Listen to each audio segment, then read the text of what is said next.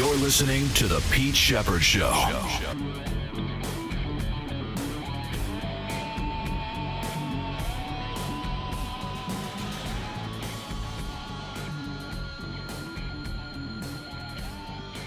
Hey, good morning, everybody. Happy Friday. Happy Freaky Friday. How's everybody doing today? Welcome to another edition of The Pete Shepard Show here on the Coastal Sports Network. It is Friday, August 30th. Can you believe it? There's only one more day left. That's tomorrow in the month of August, in case you're keeping track at home.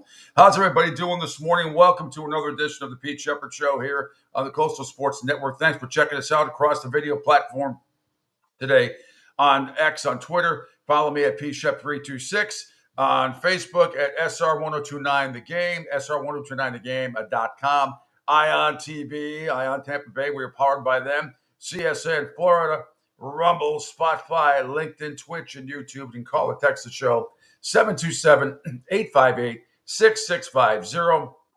Another good show lined up for you today. Lots of college football news for you. Week one underway last night. Couple of thrilling games. Had to stay up late. Some of them, the Carolina-Minnesota game was delayed for a while because of weather.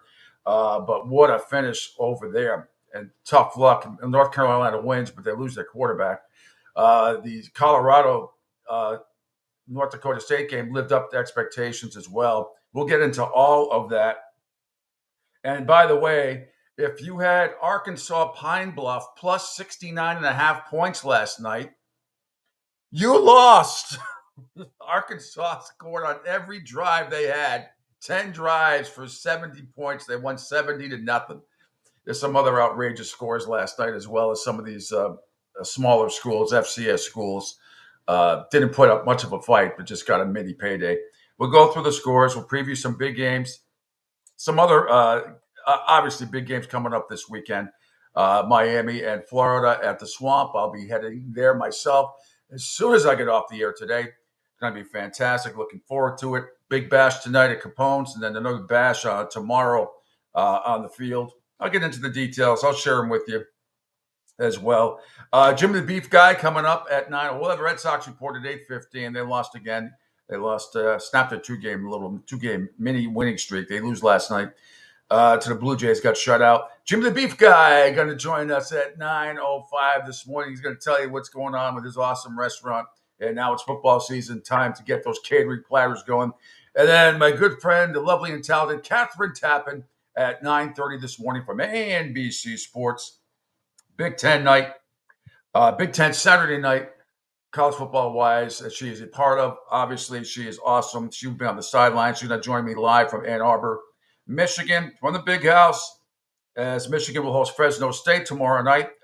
She will be on the sideline, and Noah Eagle, Todd Blackledge will be have the call for you on NBC tomorrow night. We'll get her thoughts on everything, including she's seen the documentary.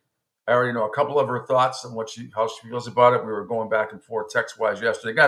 I downed a cup of coffee, because I had to pack this one. I was a little behind as far as my usual routine, which is I had my coffee early, but I really chugged it this morning, which means you get sweaty Pete for a little bit. But my fan is on behind me. And yes, it is a beautiful day here in Fort Myers, Florida. Hope where Angel is in Tampa Bay. He's doing well. And we say good morning to Angel Martinez. Good morning, Angel. How are you? Good morning, Pete. It is Friday, travel day for you. And so far, we're doing excellent this morning. Good. Yeah, I've seen the traffic. I know it's supposed to be a very, very busy weekend, at least in the airports, I'm sure. See, it's going to be about a 3-hour, 40-minute drive for me from Fort Myers to Gainesville, which is fine. But 296 miles of that are on 75 north. So that's not a big, just hoping as long as that's moving along okay, I should be okay. Not too worried about it. Oh, but that's good. Yeah, I saw so far traffic looks not bad this morning. Holiday weekend, a lot of people are getting away. Don't forget, so we'll be off on Monday. We'll be back on Tuesday next week. Yippers. As well. So everything good? No, we had one massive thunder boom down here yesterday about between 3 and 5. It was like ridiculous. Actually, it was like 2:30 to 4:30. It was house shaking thunder and lightning and Rained so hard you could barely see out the back, or the front for that matter, for a good hour and a half. But it was, and you didn't get any rain, you said. Not winning anything. We're waiting for what should have been a whole bunch yesterday. It rained behind us, in front of us, but not exactly where we are. Wow. All right. Let's get into it. What happened last night in college football? Let's start with the Colorado Buffaloes and the North Dakota State Bison. It was an excellent football game. Sanders was incredible last night, the quarterback for Colorado. Couple of easy touchdown passes, but he still was 26 of 34 for 445 yards, 4 touchdowns and an interception. Before I even go on, an Angel even texted me last night. I cannot believe. Actually, I shouldn't say that. I do believe the absolute ass kissing that went on last night in the broadcast, pregame and during, of the Colorado Buffaloes, Deion Sanders. They might as well have had Buffalo jerseys on. It was unbelievable. I don't know what they would have done with themselves at ESPN last night had North Dakota State won, and they nearly pulled it out at the end. They had a Hail Mary that was caught at the end, just at about the 3.5 yard line, came up a little bit short. But it was a Deion Sanders smooch fest. Unbelievable. It was so blatantly obvious. Oh, Coach Deion this and Coach. Oh my God, it was absolutely brutal. But I had North Dakota State last night. I thought they had a chance to win the game, which they did. Give Colorado's defense a lot of credit. They held North Dakota State to only 6 points in the second half, but it was a hell of a game. And Sanders was spectacular. Time 444 yards and 4 touchdowns, 3 to Travis Hunter, which we'll get to the highlights afterwards. So they win 31-26. And what's really now we'll see next week when they go to Nebraska, which I think they will lose. I was talking to Catherine yesterday after the show. So after they do Michigan Fresno State, which we'll be previewing with her at 9:30 next week, she is in Lincoln for that game between Colorado and Nebraska. So that'll be a week from Saturday on Big Ten Saturday night on NBC. I'm sure a lot of people watched that game. The Minnesota game got delayed for a while because of rain, and it was an unfortunate night too. Max Johnson, the quarterback for North Carolina, and you might remember him. He started at LSU, then he went to Texas A&M. You might remember him as an Aggie. Really didn't work out there, so now he came to North Carolina and was carted off the field with a bad hip injury in the third quarter last night. Meanwhile, he dropped back to pass. Justin Wally came in from the secondary on a blitz and nailed him, and he landed it awkwardly on his right knee and immediately grabbed it. So it's right knee. I also heard it was his hip. But his parents, Nikki and Brad, watched in stunned silence from the stands. And Brad Johnson, the former NFL quarterback, remember began his career in Minnesota. He won the Super Bowl with the Tampa Bay Buccaneers. Mac Brown said the injury is to Johnson's hip and that he was taken to a local hospital. The team was unsure whether Johnson would travel back last night. So that's terrible stuff. He ended up 12 of 19 for 71 yards with an interception and a rushing touchdown last night. But that is too bad in that game. And they also lost the kicker for Minnesota, who missed a 27-yarder and then missed a 47-yarder right at the end of the game. And North Carolina hung on to win last night, 19-17. So there's all of that. I'll run through some of the. There was a whole bunch of games last night in college football, a whole bunch of them. A lot of them absolute blowouts. Most of them were absolute. A lot of them were absolute blowouts, except for the two I just mentioned. These FCS schools, with very few exceptions, unless you end in a Dakota or Dakota State, meaning North or South Dakota, you're not going to be overly competitive. Eastern Washington can be good. Let me get to all of them. Let's see. Okay, yeah. Let's. Speaking of Catherine Tappan, she is the pride of Rutgers University. She has an amazing academic, and she was a great athlete at Rutgers, especially in track.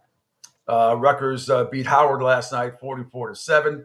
Central Michigan walloped Central Connecticut State, 66-10. Bowling Green over Fordham, 41-17. Buffalo over Lafayette, 30-13. Wake clobbered NC A&T, North Carolina A&T 45-13. UCF hammered New Hampshire up at the Bounce House at Mortgage Stadium in Orlando, 57-3. NC State had a scare. This game was tied at halftime. And I just saw some highlights, but they were pooping their pants. NC State, the Wolfpack, hang on. They beat Western Carolina 38-21. They outscored West Carolina 21-0 in the fourth quarter. That was a close game. Arkansas, like I said, they scored on every single drive, all 10, 70 points. They beat Arkansas Pine Bluff last night at Memorial Stadium in Little Rock, 70-0. 70-0. Who showed up for that one? Well, Arkansas showed up. Suey. Toledo over Duquesne 49-10 last night. UAB clobbered Alcorn State 41-3. Prime's Deion Sanders' old team, Jacksonville State, they got clobbered by Coastal Carolina 55-27. Kansas blasted Lindenwood University 48-3. Missouri and a close one over Murray State. They won 51-0. It's close until kickoff. As we said, Colorado over North Dakota State in a great game, 31-26. Tulsa over Northwestern State, 62-28. Tulane blank Southeast Louisiana, another close one, 52-0. Illinois in another thriller. They beat Eastern Illinois 45-0 last night. Louisiana Monroe over Jackson State 30-14. Utah blasted Southern Utah 49-0. San Jose State over Sacramento State 42-24. And there you have it. So there are all your scores from last night. Mostly blowouts. The two best games were on ESPN and Fox. The Minnesota North Carolina game was a terrific game to watch despite the delay, that game was delayed. Let me see. Seemed like a couple of hours. It was at least an hour and a half. So let me see. Yeah, Noah Burnett for Carolina made 4 field goals, 3 of them after Max Johnson was sent to the hospital with that hip injury. He had the go-ahead 45-yarder with 1:44 left for the Tar Heels in a 19-17 win over the Gophers last night. Dragon Kesich, who's 30-yarder with 3:40 to go, gave the Gophers the lead, missed his chance to win as time expired. We'll play that cut a little bit later on. When a 47-yard field goal try went wide right. He also missed a 27-yarder earlier. So at the end of the game, Angel, too, as the kick was up and just about missed going wide right, somebody in Minnesota, somebody at, where was it? At Huntington Bank Stadium set off fireworks like they won. Oops. They did not win, unfortunately. And that's a good win for the ACC. The tough line, the line was 1.5. Minnesota was plus 1.5. So that cost some people some shekels last night. The total never got close to going over 36, which I kind of expected to stay under the total there. But very good game. Max Brosmer, who used to play at UNH, transferred over to Minnesota. The Carolina front seven stacked them 5 times. Amari Campbell played with an oversized covering on a broken right hand, forced a fumble on a first down run by Brosmer at the Minnesota 22 early in the fourth quarter. But the big story there was Johnson being carted off the field with a bad hip injury, and more than likely he's going to be done for the year. So that sucks for North Carolina, losing their starting quarterback. Yeah, Brosmer last night, 13-21, 165 yards, no touchdowns, no interceptions. Johnson, like I said before, got carted off, 12 of 19, 71 yards, no touchdowns and a pick. And then Harrell came in 2 for 4 for 34 yards. But going back, as I said, Colorado over last night over North Dakota State, and they had some major. Sanders was awesome. There's no getting around it. He is really, really good. Now we'll see how good. We'll see what happens next week when they play Nebraska. You beat a really good FCS team, which I appreciate. Even though that team threw up a Hail Mary, if there was another 20 seconds left in that game, I think North Dakota State would have had a great chance to win it. To be honest with you, But I'll give Colorado credit. They did what they had to do. Their defense really stepped up in the second half, holding the Bison to just 6 points. So, far as receiving, Horn Jr., 7 receptions, 198 yards and a touchdown, a long of 69. Hunter had 132 yards on 7 carries. He had 3 touchdowns, as I said earlier. Wester had 58 yards. Shepard, not me, had 23. Hayden had 14. Offerdahl had 13. But Sanders was spectacular in a lot of ways. 26 of 34, 445 yards, 4 touchdowns, and an interception. Miller for North Dakota State, it was very good as well. Sharp, 18 of 22, 277 yards and a touchdown. But so there's your little recap. The rest of the Minnesota North Carolina game was a very good game, as was North Dakota State, Colorado. The rest of them sucked. They're all blowouts for the most part. 727-858-6650. I'm also going to do today, before Jimmy the Beef Guy comes on, probably around in the 8 o'clock hour, I will give out, as I will every Friday from now on, my top 5, what I consider best bets for the weekend for college football. And yes, it can be not just who I think is going to cover, but I will have, a lot of times I'll have totals. But I'll have the top 5 best bets that I think for the weekend. And I can tell you the one that is absolutely going to be you could call it a total of the year. I think some people will call it a total of the year going over, and that is LSU and USC coming up in Vegas on Saturday night, or Sunday night, I should say. It's 62 or 63 and a half, and I've said this to you for a month, Angel. I think there's going to be 100 points scored in that game. I firmly believe that. I think there will be 100-plus points in that game. Both teams are going to light it up. Again, both teams cannot play any defense. I'm not buying into forget about last year, at least not initially. So that will be. I can tell you that'll be one. That'll be my best bet is taking over in that game. But so what's up? What's going up on the network? What's going on with you? And what's up for the weekend? Hopefully we'll squeeze in. Let me switch this back. So I'm trying to post a bunch of stuff out here for the show. Hopefully for the weekend we can get some relaxed time, as it'll be again another just busy sports weekend to keep up with a lot of stuff. The continuous always updates on the website, which thanks to a lot of people who are visiting the website, we do appreciate it.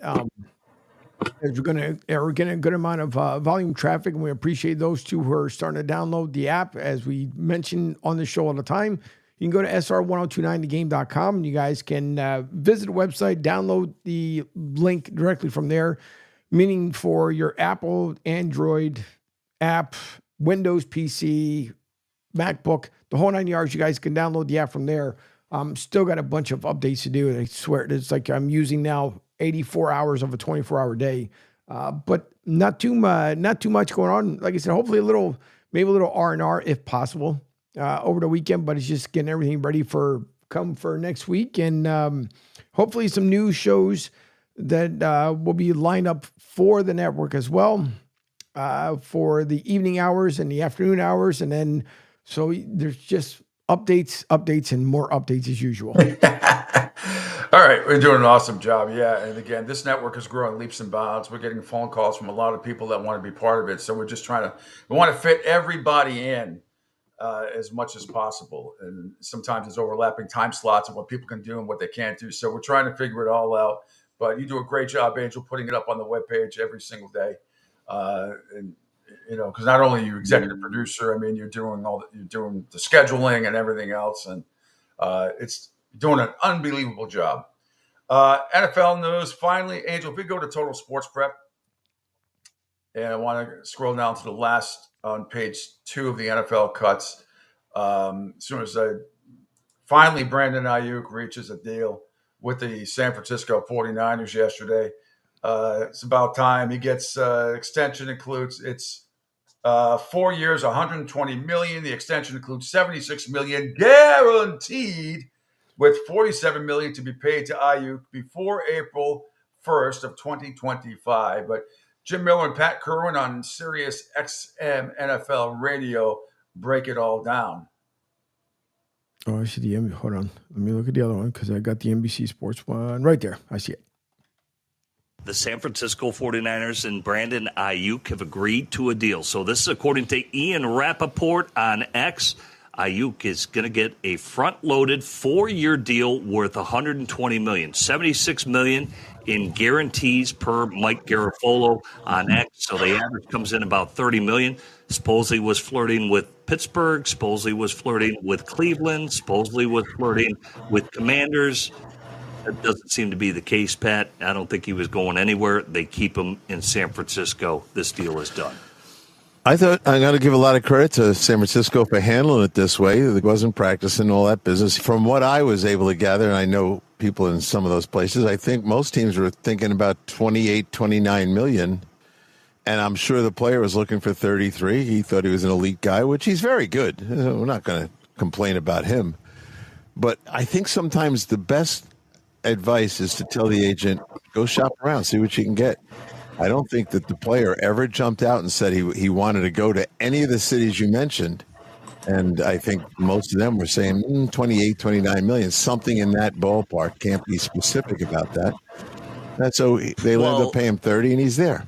He alluded to the Commanders because he played with Jaden Daniels in college, but I don't know if the Commanders were even a player throughout. No, they weren't. I think I would have known if they were really hot and heavy in the thing. And the last thing I was privy to was that they weren't really.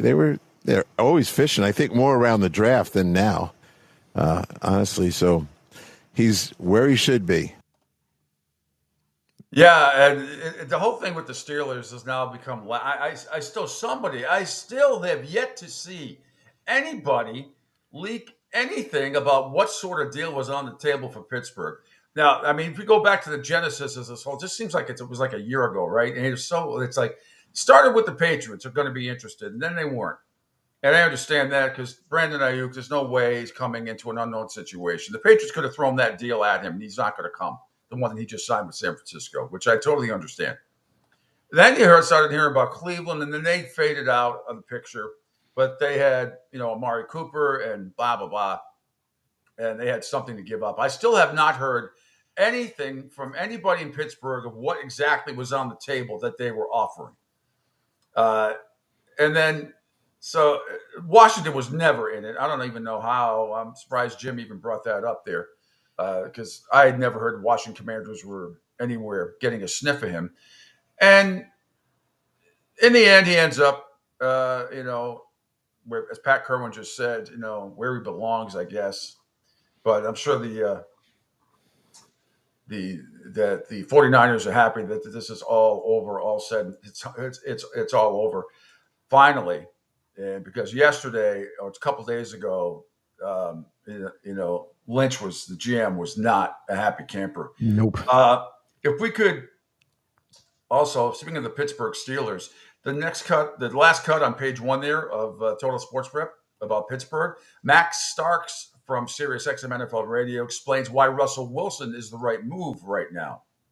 Mike Tomlin said as much, that Russ was in pole position, and your deeds are what's going to show itself. And for people thinking that all of a sudden Justin Fields was just going to leapfrog Russell Wilson because he had a calf issue, they forgot his resume.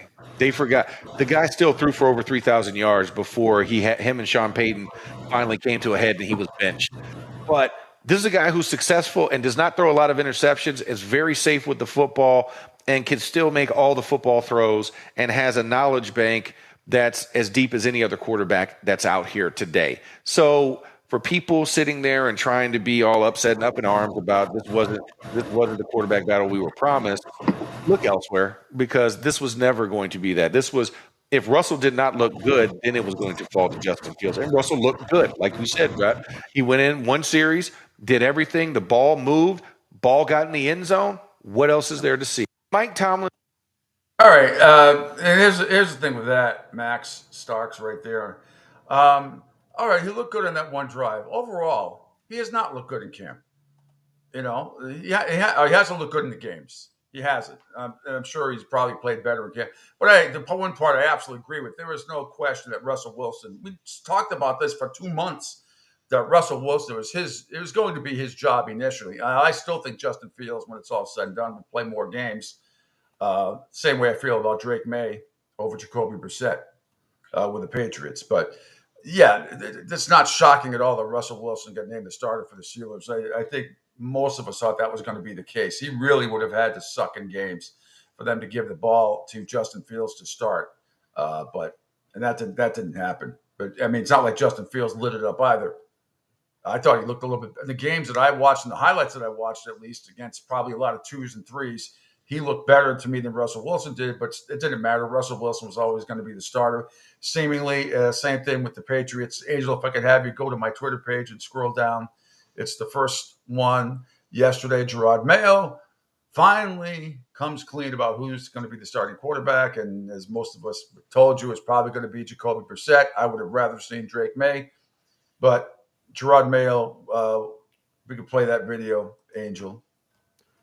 It's the first one under my Twitter feed today. He makes the announcement. Yep. Patriots. Yep. I love that shirt. Yeah. Done. Switcheroo. I really wish there's a way I could do this and you didn't have to do this, but No, it's fun. One thing I usually get ready in the morning, but then I forgot to put it without putting out the post. But here is Mr. Mayo.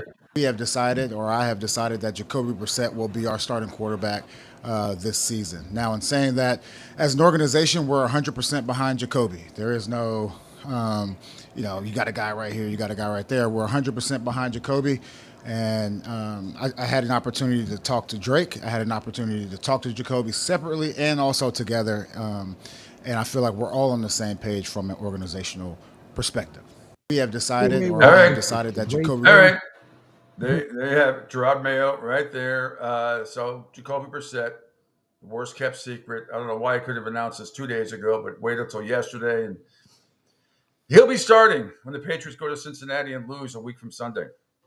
So it's not, no offense, but it sounded quite silly. And I'm pretty sure Gerard Mayo's a really good guy, but I just see if you can kind of pick up what he says again. Brissett will be our starting quarterback this season. Now, in saying that, as an organization, we're 100% behind Jacoby. There is no, you got a guy right here, you got a guy right there. We're 100% behind Jacoby. And I had an opportunity to talk to Drake. I had an opportunity to talk to Jacoby separately and also together. I just find it funny that you have to kind of mention that you talk to one, then you talk to the other, then you talk to them together. I think pretty much everybody figured out that's what you did to let the other one know. But hey, what do I know? I don't know. It is what it is. This is the same coach that said Drake May is the better player, but yet he's going to start Jacoby Brissett because everybody's afraid that the offensive line is going to suck. You know what? And then it's going to be so. We'll watch Jacoby Brissett get beat up for a few games, and then Drake May will come in. I hope sooner rather than later. And I hope it's not because of an injury. I don't want Jacoby Brissett to get hurt, but yeah, I don't think he makes it through the first month of the season. Not with that schedule. I don't see it. I don't see it. I want to see Drake May as soon as possible, and hopefully in 4 weeks the offensive line will start to gel a little bit. And it's not just the Patriots; it's going to be most teams as well. Gas Pump Guy says, "Good morning, fellas. Have a great show." All right, when we come back. Pat McAfee and Adam Schefter, we're going to go back to the Brandon Ayuk situation. He's got an interesting take there as well. And a couple of other cuts that we have. Lots of NFL news. We'll get to more sound from camp news, college football stuff going on. I'll have my top 5 best bets of the week coming up next hour as well. As I said, Jimmy the Beef Guy coming up. The 9 o'clock hour is going to be huge today. Huge. Jimmy the Beef Guy coming up at 9:05. And then Catherine Tappan live from Ann Arbor. From NBC Sports, from Big Ten, NBC Sports Night in Ann Arbor, which is there'll be Michigan and Fresno State coming up tomorrow night. But Catherine's out there. We're going to get her take on all things Michigan football. I'm going to talk to her about Connor Stallions and the documentary that she has seen. And I'm wondering I'm going to ask her straight out if that's something that came up in the production meeting. Are they going to have to address it? at all. And we'll get her thoughts. She's always very honest and open about that kind of stuff. So, going to be a cool conversation with Catherine via video coming up at 9:30 this morning. All part of the Pete Shepard Show right here on the Coastal Sports Network. Hi, folks. This is Gerard Moynihan of Moynihan Lumber, and I would like you to know that our company has been selling Anderson windows for over 60 years. See the complete line of Anderson windows at any of our 3 locations in North Reading, Beverly, or in Plastown, New Hampshire, or at MoynihanLumber.com. What's up, Southwest Florida? Jimmy the Beef Guy here. Fort Myers, we answered your call. We're pumped to announce the opening of our second location. It's on 41 just north of the Edison Mall. And guys, nothing's changed here. The beef, the sausage, the breaded steak, our Maxwell Polish. Now serving you in 2 locations, Fort Myers and Bonita Springs. And don't forget, if you're having a party, check out our catering menu. Hey guys, when you're at the counter, don't call it Gardenia. It's pronounced Jardiniere. Ion Tampa Bay is the latest news, weather, and traffic for Pinellas, Pasco, Ellsboro, Hernando, and surrounding communities. Stay connected on X, Facebook, and their website, iontp.com. Ion Tampa Bay keeps you informed on breaking news as it happens. Southwest Florida's newest game in town. Sports Radio 102.9, the game powered by Ion Tampa Bay. We'll be right back. Adopt US Kids presents What to Expect When You're Expecting. A teenager. Learning the lingo.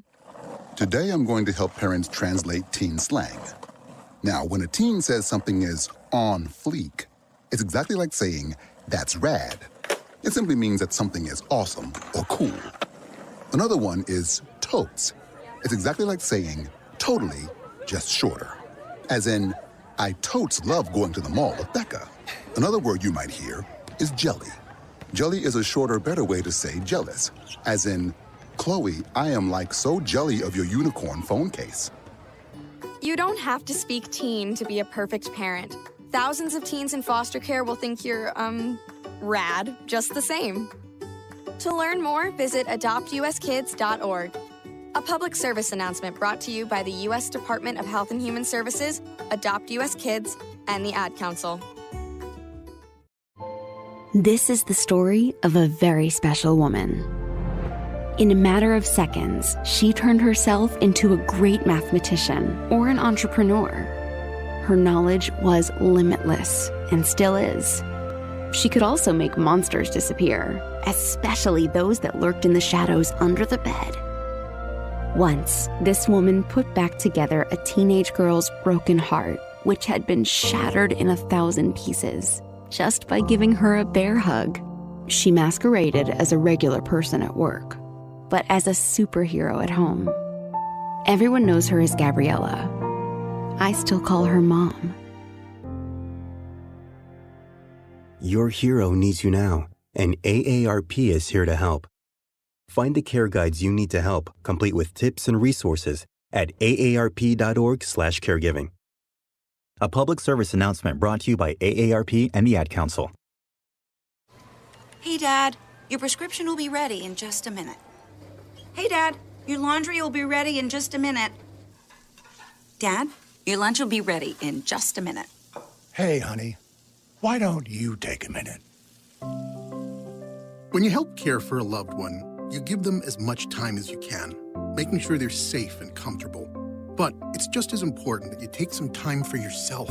At AARP, we can help with information and useful tips on how you can maintain a healthy life balance, care for your own physical and mental well-being, and manage the challenges of caring for a loved one. Because the better care you take of yourself, the better care you can provide for your loved one. Thanks, Dad. Thank you. You're there for them. We're here for you.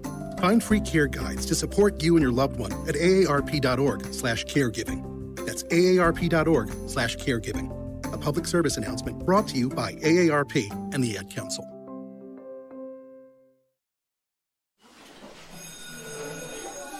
All right, class, let's hear what everyone did this weekend. Jill? Well, I raced my older sister to a big oak tree. It was at least 100 years old. My mom said I must have set a record or something.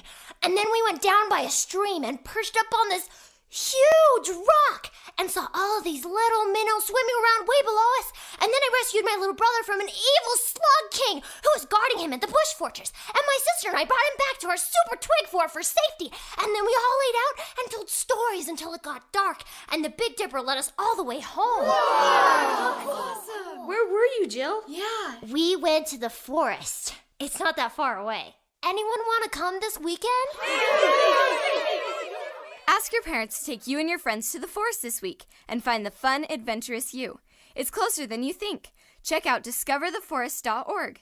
Brought to you by the U.S. Forest Service and the Ad Council. Don't spaz out because your team lost. Let Pete do it for you. Now, back to the Pete Shepherd Show. Welcome back to the Pete Shepherd Show here. It is a fantastic Friday. Hope wherever you are around this great country of ours and around the world that you're tuning in, thank you very much. Lots of new listeners this week, especially for our friends up north. Saskatoon, one of our new, some new people up there. Hello. India, hello. France, hello. Italy, hello. Kazakhstan, hello. Yes. All over the place. Honestly. I kid you not. We have Angel keeps track of where all our listeners are around the country and around the world. And you got a flow chart that would match Connor Stalions as far as he had one in the documentary. He's charted since 2011, I believe, every single person who's been drafted, not just from Michigan, but in the NFL. He's got it broken down by every single state from, like I said, from Alaska to Maine.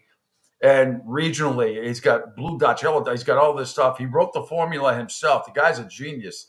Obviously, he wouldn't reveal it, but to have that much time on your hands to keep track of all this stuff is unbelievable. I recommend highly watching that documentary, Stealing Signs or Sign, whatever. It is absolutely fascinating. It's going to blow your mind, I think. Blow your mind. There is some, he said, she said type stuff. But, I mean, watch it, form your own opinions. Right. The one thing you cannot say, that one thing that this guy is not is stupid. He's absolutely brilliant. And whether Jim Harbaugh ever knew that some of this stuff was going on or how much it really helped Michigan win the national title last year, that's, I don't think it meant a whole hell of a lot. Michigan was just that good. They just clobbered people. Even after Harbaugh got suspended, they clobbered people. They had a great game against Alabama in the semis and then beat up Washington pretty good in the championship as well. But I recommend it highly. It's one of my favorite documentaries now the last few years. And Netflix usually does a good job of that stuff when it comes out. So I recommend it highly. But we'll get Catherine Tappan's thoughts on that as well at 9:30 this morning, as Big Ten Saturday night is in Ann Arbor this week. So Catherine will join us from there as they defending national champion Michigan Wolverines get ready to take on Fresno State. Let's see. Back to a couple things. We got some more NFL stuff to tell you about. I wanted to hear from my Twitter page, if we could. Angel, Pat McAfee. There's a couple of them. Let's scroll down to the one with Adam Schefter. This is interesting stuff. Pat gets a little animated. It's fun, and he talks about Brandon Ayuk and the holdup with Adam Schefter with the Cleveland Browns. This is funny exchange, a good exchange here yesterday on his show, yesterday afternoon on ESPN. You see it? Yep. Cool. Shefty, am I doing too much of this? Am I doing too much of this? I know you just watched what just took place. Cleveland opens up a lot of money right before the season starts. Why would they do that? Unless they were trying to make a signing or bring somebody in. What are your thoughts on it? And should I be linking this all together? Well, let me say this. With Brandon Ayuk, nothing ever seems to be what it appears to be, right? On Thursday, August 1st, I thought a trade to Cleveland was happening and was imminent, and then it didn't get done. And so the holdup with Cleveland all along hasn't been whether or not the Browns have cap space. The holdup there has been Brandon Ayuk's willingness to accept a trade to Cleveland. Big money. The contract would have been done there if he wanted to go. The compensation would have been done there if he wanted to go. He's balked at going to Cleveland in the past. Now, could he change his mind today, in the next week, anything's possible here, because I would venture to tell you that there's never been a case as unpredictable as the one that has gone on this summer between the 49ers and Brandon Ayuk. At various points dating back to before training camp, the 49ers thought they had a deal with Brandon Ayuk, and they didn't. They thought there was a trade with the Cleveland Browns, and then there wasn't. A trade with New England was coming together until it wasn't. A trade with Pittsburgh was going to happen until it didn't. He was re-signing with the 49ers after meeting with them until he didn't. He was going to be traded again until he wasn't. Now, he was going to practice yesterday until he didn't, until he ghosted him. So, how many people have been out there also pointing out that trades with teams are done? Like, at various points, I've heard he's going to Pittsburgh. I've heard he's going to Cleveland. Has anything gotten done yet? No. All of a sudden, at some point, when Mike Lombardi's saying the rubber meets the road, yes, when we were on Monday here, we're saying this becomes a critical week for all sides to get together, to push, to make something happen. It doesn't mean it's going to be resolved, but there certainly were going to be renewed efforts this week with CeeDee Lamb, which got done, with Jamar Chase, which seemed to be going the right way until yesterday, with Brandon Ayuk, which continues to be a situation that has been a stalemate, with Trent Williams, which hasn't been a lot of progress so far, and with Hassan Reddick, which also a stalemate with not a lot of progress so far. But that's not for a lack of effort this week from teams and trying to make something happen, knowing that the regular season's opening 1 week from tonight. Which is awesome. Yeah, we're all happy about it. It's very good news. But it is deadlines normally bring compromises and agreements in this entire thing. All right. So the key phrase there, maybe I'll put that as an epitaph. I'll put that on my tombstone. Until it wasn't. Pete, 326-67 dash until it wasn't. How about that? I'll leave it open. There you go. Until it wasn't. Oh boy! But it is good stuff. Like I had to crack up again because of Jamar Chase. So same thing with Brandon Ayuk. The last 10 days, we say, it's going to get done. It's not the 49. And Jamar Chase is going through the same thing. I'll have my buddy Mike Petraglia on next week when we preview the Bengals and the Patriots, and maybe Jamar Chase will sign before we get back on the air on Tuesday, Angel, because he's the last one. If I could impose upon you to go to ESPN's page on NFL, the second story down about Dak Prescott, because this is another one.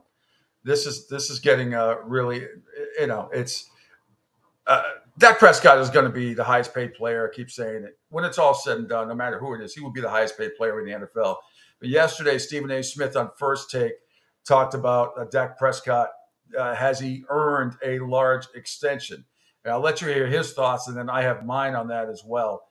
I know there's going to be a commercial before the sound. So anyway, while you're doing that, while that's getting ready, I will tell you this. As usual, for the best articles and audio out there, there's only one source that provides everything you need 365 days a year to satisfy your sports crave. It's Total Sports Prep. Staff combs through their best articles and audio so you don't have to. Sports and non-sports kicker stories will leave you laughing all day long. To get your free trial of Total Sports Prep, contact them. info@sportsbroadcastingcoach.com. That's info@sportsbroadcastingcoach.com. Total Sports Prep, the name says it all. Okay, here's Stephen A. talking about Dak Prescott yesterday. Then I'll give you my thoughts. Tell me the person that walks into the negotiation talking about what's around them. They talk about them. This is what I can bring to the table. They talk about Dak Prescott getting $60 million. $60 million. I mean, wait a minute, a year. Who are these people? I don't want to hear about that. Here's the question. No, go ahead. Leverage. Finish your thought. It's about leverage. It's about leverage, but also the top paid quarterbacks. Trevor Lawrence, Joe Burrow, Jordan Love, Tua, Jared Goff, Justin Herbert, Lamar Jackson, Jalen Hurts, Kyler Murray, Deshaun Watson. So you want to sit here and talk about how dare Dak command? The market dictates that he can command that because it's not about who's the best quarterback, should be the highest paid. It's not about that. and you know better than anybody. You lost your other point again. You lost your point again because you said just a few minutes ago that star means something. Well, guess what? Those other players that you mentioned, they need football to make their bag. Dak Prescott doing commercials. Dak Prescott wearing that star. There's a magnetism that comes with him on Madison Avenue because he's wearing the star, but this brother can't show up come postseason. Oh my God, Stephen A. The point is, it's not just on him. That's why I think He's so far having off. the same conversation, the same narrative. Dak can't get it done in the playoffs. Jerry doesn't know if we want. That's why it's time to just change the scenery and leave. Go to Pittsburgh. Go to New York. Start over. Be appreciated. Like, I'm all about the grass isn't greener on the other side, but like at this point, it just feels like it's not working there, and they should both move on. Get Shedeur Sanders, and he should go be a New York Giant. And we agree on number one. We agree on that, number one. But number two, can we all refrain from insulting everybody's intelligence with the obvious? We know one player doesn't determine everything. It's 53 guys on a roster. We get that, y'all. We don't need to state the obvious. Here's the bigger point. When you walk to the negotiating table, you're representing yourself and making a case for what you earn. I'm simply saying Dak Prescott can ball, but somehow, some way, if you're a scrub and you're a scrub all year, fine. If you're marginal all year, fine. You're average all year, fine. But when you're great in moments, but when the big moment arrives, you conspicuously shrink. That says something. All right, that's look, Stephen A.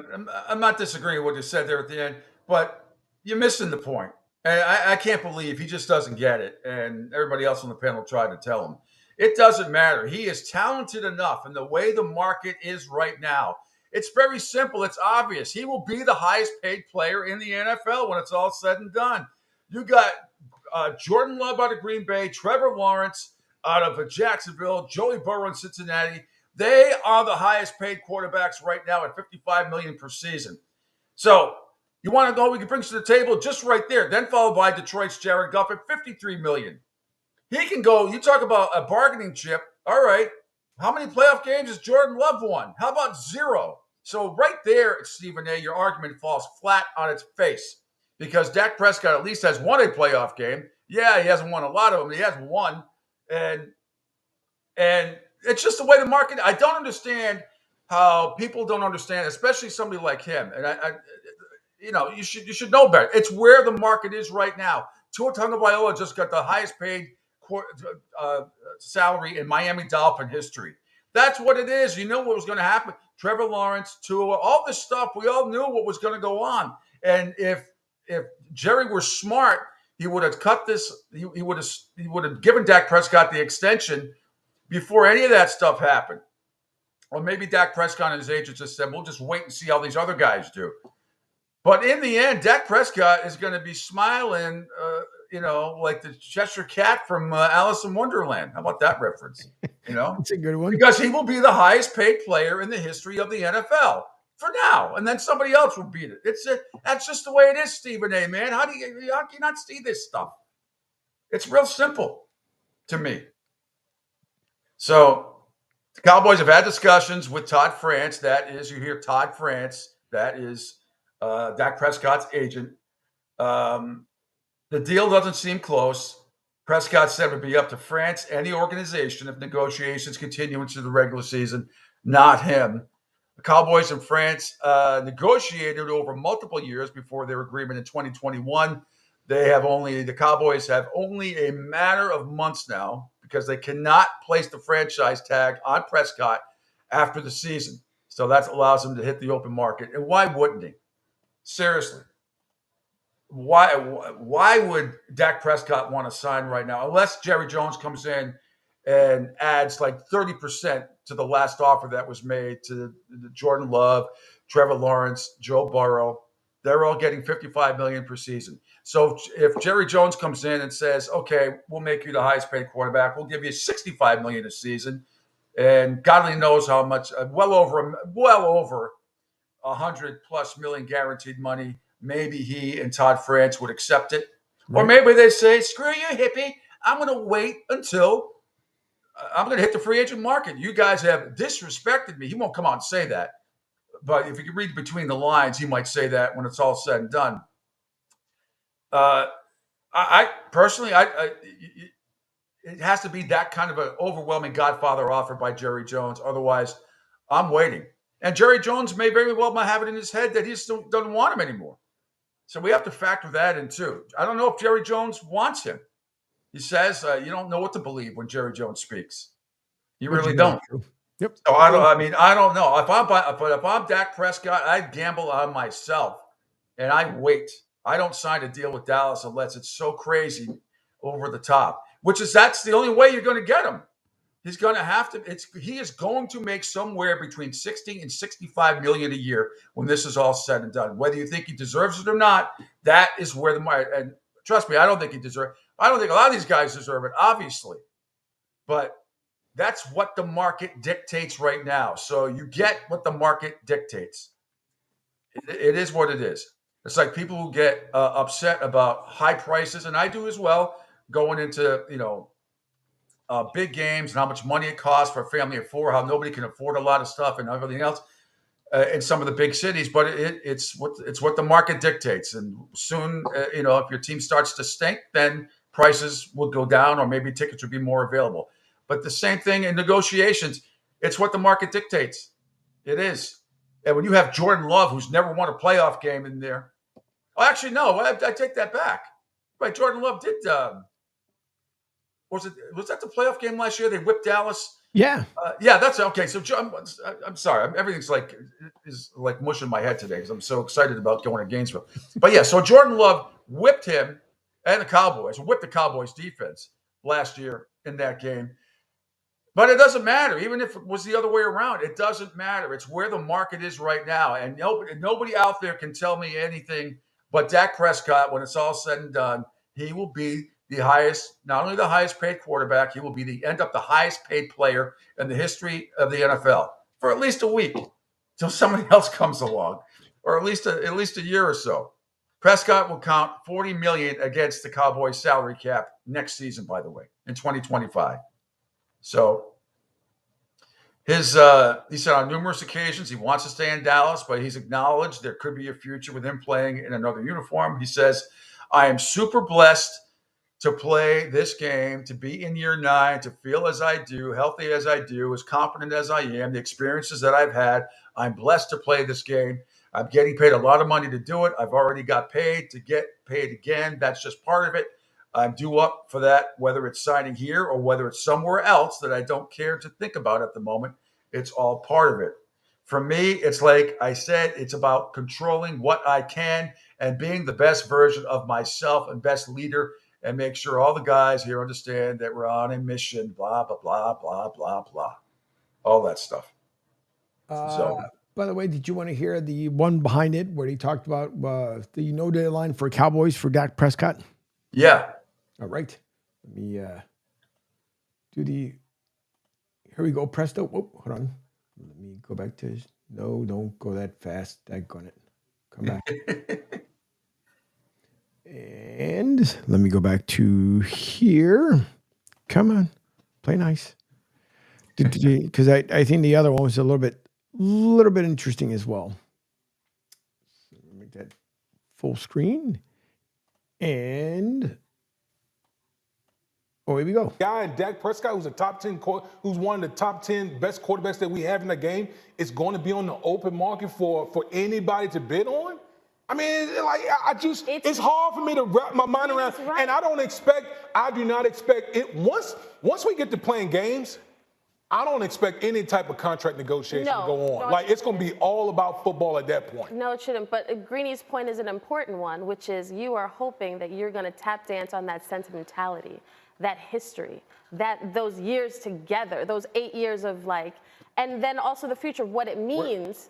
That's what Jerry has. I don't know. Where has it got Dak?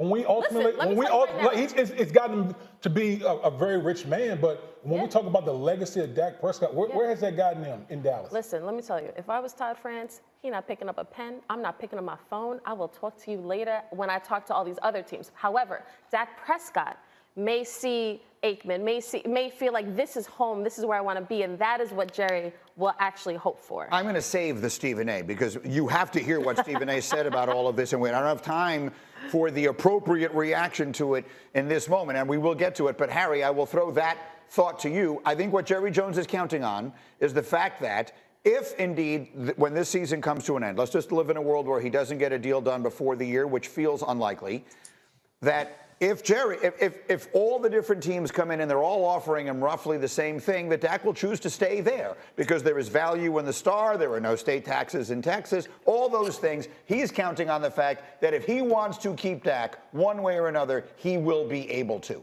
That's what he's depending on, in my view, Harry. Yeah, and Jerry's delusional. And every time he talks, I make sure I have Excedrin or goody powder around me because I get a damn headache because I don't understand half of what he's even talking about most of the time. But I would say this. What we've seen, and I'm going to use Deshaun Watson and the Cleveland Browns as an example.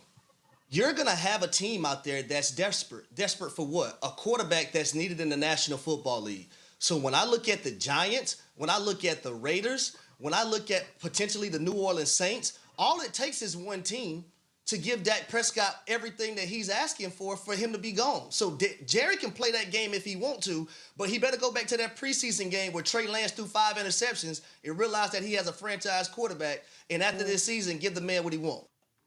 And you mean to tell me? So, and then before we go to break, let's look at Dak Prescott in the postseason. Okay, last year was that game against the Packers. He actually had 60 pass attempts in that game. The Packers won 48-32, and they went through the Cowboys defense like mincemeat. That was at home. Dallas was playing at home. But Dak in that game, 41 of 60, 3 touchdowns, 2 interceptions in that game. Completion percentage was 68.3%. Let's go back to 2022. They lose to the 49ers in the playoffs at San Francisco. They lose in a close one, 19-12. They did beat Tampa 31-14. That was at Tampa Bay in that one. And then they lose. And the game against Tampa Bay, he was 25 of 33, 305 yards, 4 touchdowns. Remember, he was great in that game. And then they go to San Francisco and they lose 19-12. He was not very good in that game. 23 of 37, 1 touchdown, 2 interceptions in that game. So from 2022 to 2024, he's 1-2 in the postseason. Let's go to 2021 in the postseason. Once again, they go to San Francisco. Once again, they lose. This time, 23-17. In that game, he's 23 of 43, 254 yards, 1 touchdown, and 1 interception. Let's go back to 2020. In that game, he only played because he got hurt that year, so it was not. There was no postseason for him. Okay, let's go back to 2019. Again, they don't make the postseason. No postseason stats for him. We go back to 2018, and is that even? Let's see. Yeah. Okay. They won 24-22 in Seattle, and then lost to the Rams 30-22 that year as well, in 2018. And let's see, 2017, nothing there. And last one, not to be monotonous here, but 2016, let's see.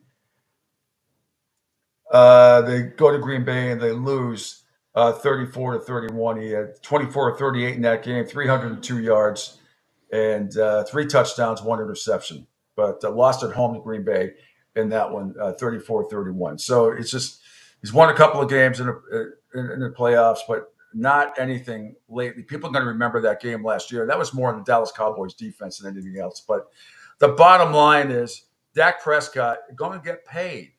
He's going to get paid. So he and his agent Todd France can wait this thing out as long as they want. Wait till the season's over. And even if, God forbid, he got hurt and missed a big chunk of the season, he's still going to get paid. He's still going to end up being the highest paid player in the NFL. doesn't matter. It's going to happen. So Jerry Jones could have probably got ahead of this. If he really, really wanted to keep him, I would have thought he would have given him an overwhelming offer before the Tua and before the signings of Tua, Trevor Lawrence, Jordan Love. He could have got in front of this. Didn't do it. And now it's going to keep, every day that goes by is going to cost Jerry Jones more and more money if he wants to keep this guy, if he even wants to keep him.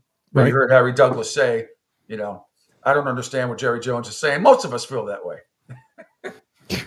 Tim says, good riddance, Dakota. But again, what do you want? You want Trey Lance, who threw 5 picks in the preseason game that Harry just talked about the other day? I mean, who would you want, Tim? Who you want to go after? Or you want to wait till next year? Pray for the, you hope for the best this year with your Cowboys, see what happens. And then he's gone next year. Who do you want? Well, you're going to draft somebody. You want Sanders and his dad to come and take over as quarterback and coach of your team? Or, which direction, if you're a Cowboy fan, do you want to go in? Well, ponder that during the break. More stuff coming up, more more video, college football news coming up next hour as well. More NFL camp news. Steph Curry, speaking of, he signed some piddly $62.3 million a year, 1 year deal. Yeah. With the Golden State Warriors. We'll try to get to a little bit of tennis news, big upset in the tennis world yesterday at the U.S. Open as well. Some golf news to tell you about too.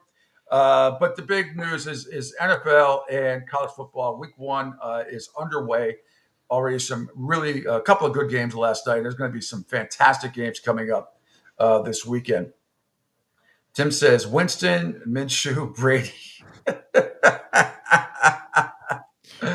Oh, God. Well, Jameis Winston, that could end up being very interesting. We'll see what happens. But really, you want Jameis Winston over Dak Prescott. Okay. All right. We'll ponder that. The Red Sox report coming up at 8:15. At 9 o'clock, Jimmy the Beef Guy. And then 9:30, Catherine Tappan live from Ann Arbor will break down Michigan and Fresno State and get her thoughts on all things college football, not just Michigan. Get her thoughts on the documentary as well about Connor Stallions, too, that was on Netflix. Is on Netflix. I suggest you all watch it. More from you guys as well here on the Pete Shepherd Show and the Coastal Sports Network. Hi, folks. This is Gerard Moynihan of Moynihan Lumber, and I would like you to know that our company has been selling Anderson windows for over 60 years. See the complete line of Anderson windows at any of our 3 locations in North Reading, Beverly, or in Plastown, New Hampshire, or at MoynihanLumber.com. What's up, Southwest Florida? Jimmy the Beef Guy here. Fort Myers, we answered your call. We're pumped to announce the opening of our 2nd location. It's on 41 just north of the Edison Mall. And guys, nothing's changed here. The beef, the sausage, the breaded steak, our Maxwell Polish. Now serving you in 2 locations, Fort Myers and Bonita Springs. And don't forget, if you're having a party, check out our catering menu. Hey guys, when you're at the counter, don't call it gardenia. It's pronounced Chardonnay.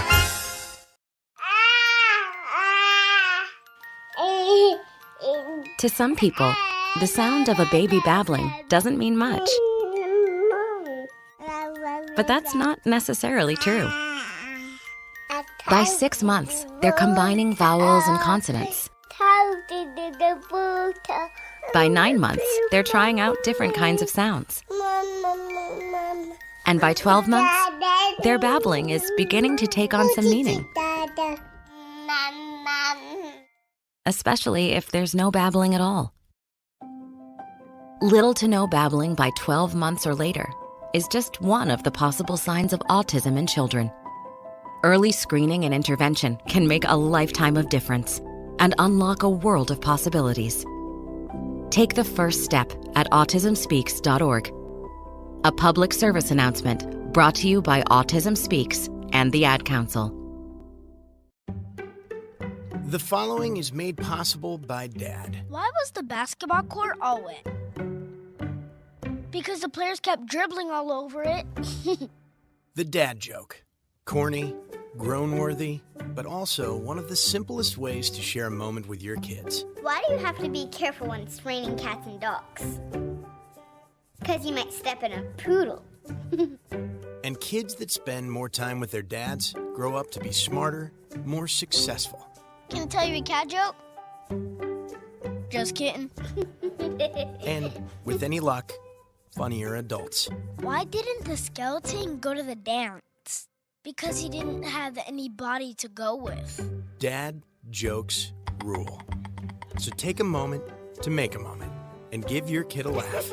It's as easy as going to fatherhood.gov. Brought to you by the U.S. Department of Health and Human Services and the Ad Council. That's really funny.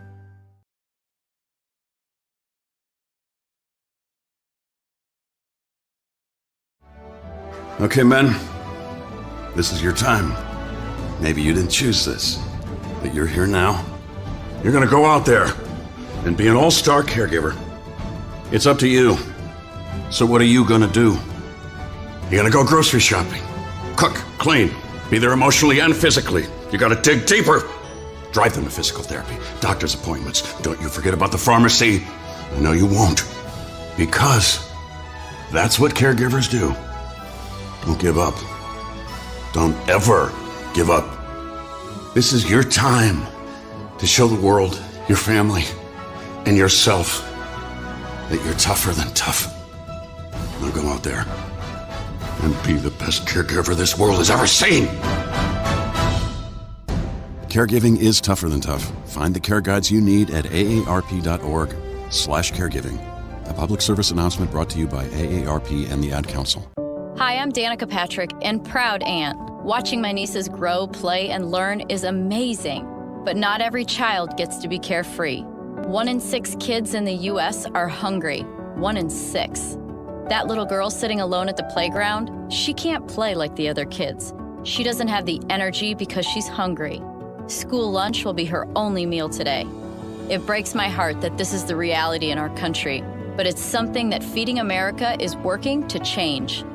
Each year, the Feeding America network of food banks rescues billions of pounds of good food that would have gone to waste. This food is then provided to families and children in need. Being a kid should be about using your imagination, learning, and having fun. These children shouldn't have to miss out on simply being a kid because they're hungry. To find out how you can help end childhood hunger in your community, visit feedingamerica.org. Brought to you by Feeding America and the Ad Council. The Pete Shepard Show. It's fun for the whole family, if it's dysfunctional.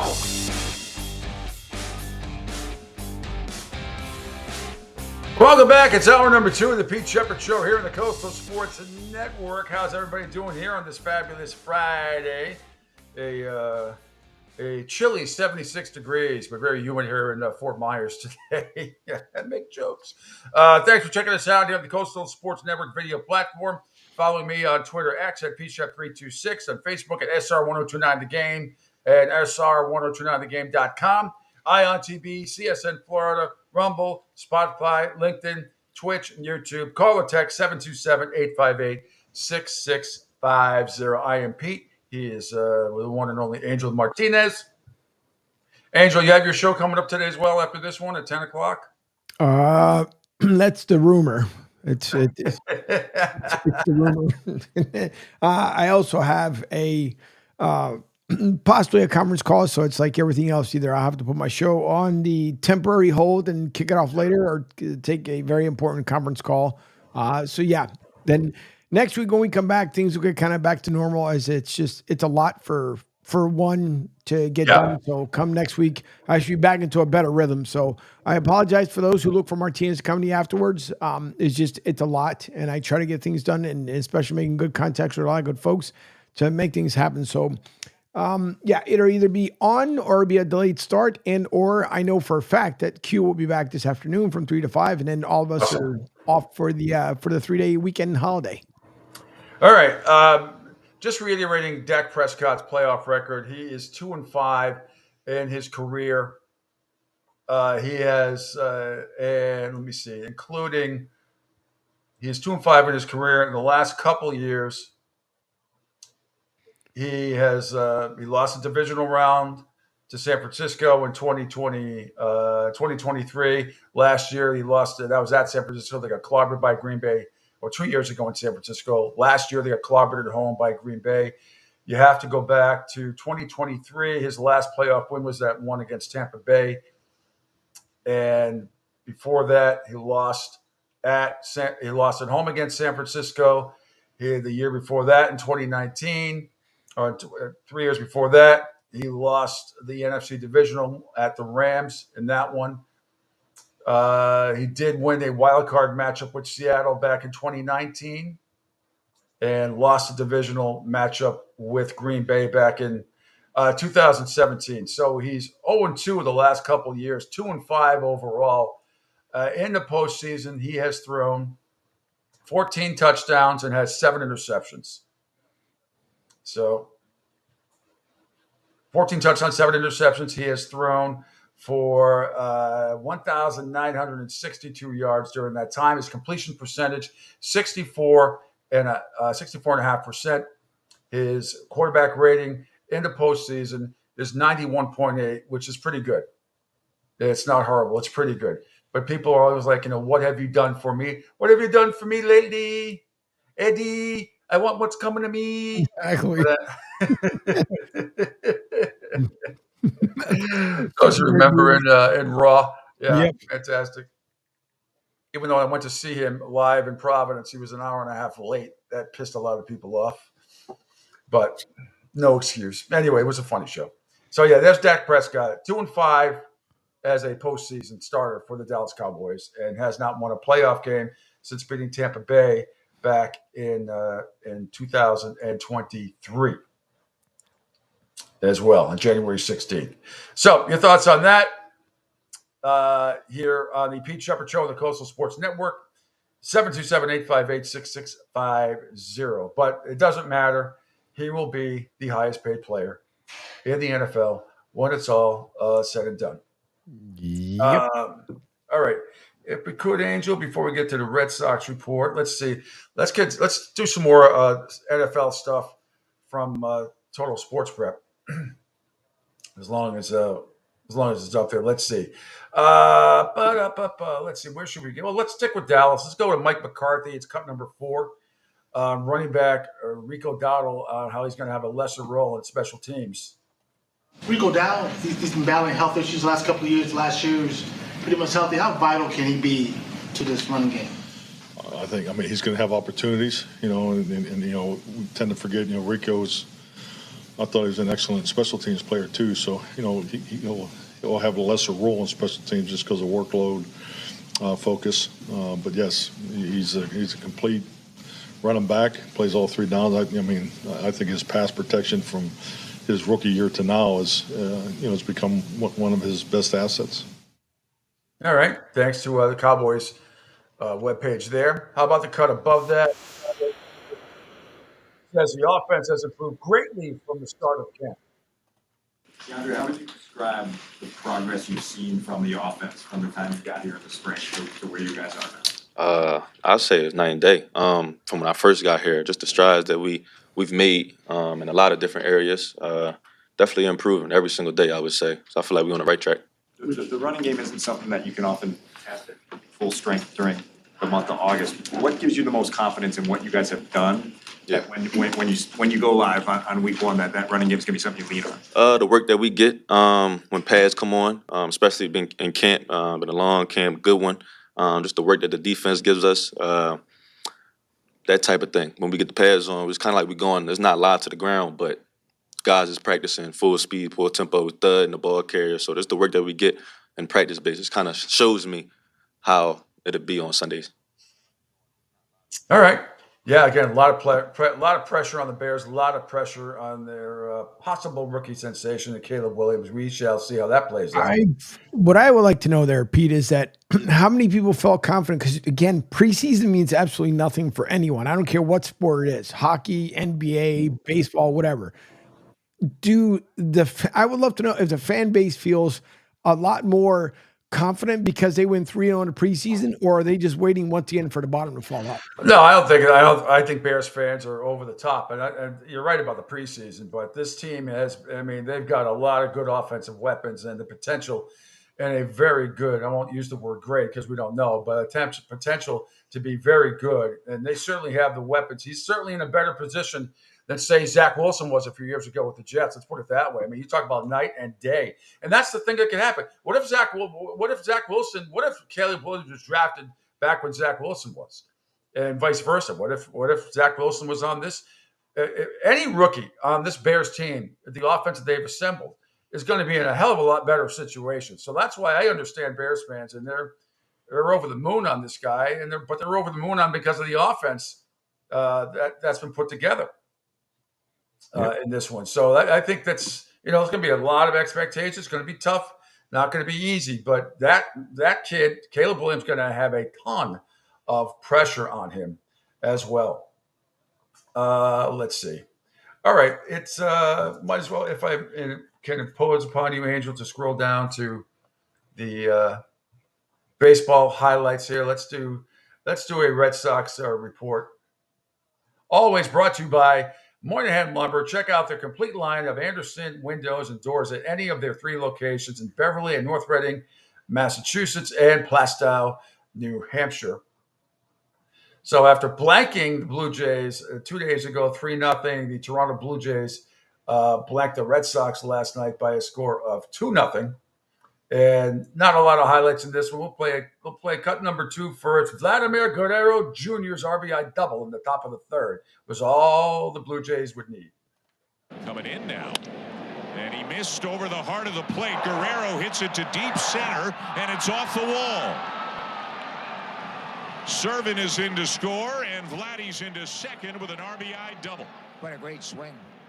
And he just continues to wear out Duran. He can't make the play. He had a stutter step back on the track, and he didn't get back to the wall. Buck Martinez right there with the commentary, and we can play cut number 1. Toronto added to their lead in the top of the 6th. Now Ernie Clement lines one to left, and that's going to get down into the corner. Barger is in to score, and Clement is on his way to second with an RBI double. It is 2-0. Boy, Ernie has really stepped up, and he gives the Blue Jays a 2-run lead. So it would be, and you got to credit Bowden Francis, who took a no-hitter into the 9th inning his last start, and then he held the Red Sox hitless through 5 1/3 last night. The Blue Jays 2-0 victory. He faced the minimum through the 5 1/3 innings. He was brilliant. The only base runner coming when Jarren Duran reached on an error in the 4th, and then he was thrown out trying to steal second. It was just one of those nights. Red Sox lose 2-0. They've lost 3. They've lost. The Blue Jays take the series 3-2 because of the continuation game the other day. Alex Cora said an infielder Trevor Story will start a rehab assignment soon, perhaps next week. Third baseman Rafael Devers missed his 3rd straight game due to shoulder soreness, and Alex Cora said he'll DH for a couple of games and play the field on Sunday. Tanner Houck starts in the opener for 3-game series in Detroit tonight for the Red Sox. So there is your Red Sox report, brought to you by Moynihan Lumber. Check out their complete line of Anderson windows and doors at any of their 3 locations in Beverly and North Reading, Massachusetts, and in Plastow, New Hampshire. But if we can stick with baseball for a second here, Texas beat the White Sox yesterday afternoon by a score of 2-1. The other story in the game last night for the Red Sox is Rich Hill pitched for – actually, let's play that cut, Angel. I forgot to play it. Rich Hill pitched for the Red Sox in his 20th Major League season. He's 44 years old. Here's how it sounded on NESN. It was an amazing summer just to be able to watch them go through, where they started and where they finished and how they grew. And that's a great thing about sports, baseball in particular. It gives you perspective on, something that you can get better at. And, seeing them get better throughout the summer, the way they battled adversity in some tournaments and, at the plate, out on the field, on the mound, it was awesome to see. That's not Rich Hill. No, that's not. I don't think so. Didn't sound like it. But you play. That's the cut that was there. Yeah, that was. Yeah, that was it. No, whatever. Well, okay. Yeah, sometimes the wrong stuff gets put up there. All right, Houston doubled up Kansas City 6-3. Your Philadelphia Phillies over the Atlanta. I wanted to say Atlanta Hawks. I'm going to say Atlanta Braves. last night by a score of 5-4. Let's play the game-winning go-ahead hit in the bottom of the 7th inning by your favorite Nick Castellanos. Fly ball, center field, pretty well hit. Harris going back, scampering back to the wall. It's gone! Into the trees! The Phillies have taken the lead on a center field home run by Nick Castellanos. 5-4 Phillies. Absolutely the most consistent hitter for the Phillies the last 2.5 months. And he shows up big right here. He goes out to big boy land. Straight away center field. He knew it too. The hitter will let you know. That's right. Big boy land. Yeah, Atlanta was up 4-0 in that game, by the way. So great comeback by the Phillies last night. Into the trees! St. Louis over San Diego by a score of 4-1. Miami in a shootout over Colorado by a score of 12-8. The Angels blanked Detroit 3-0. Cincinnati over Oakland 10-9. And I'll tell you, this was an amazing game because what's his name? Lawrence Butler. Let's go down and play the Lawrence Butler crushes a 2-run home run cut, Angel. Top of the second. Second one down. The third. To hold a one early, and this ball's gonna fly on out.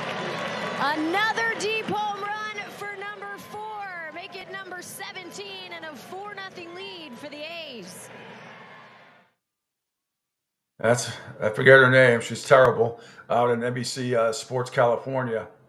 Let's see. Let's go to his third home run. Let me see. Where the hell is it?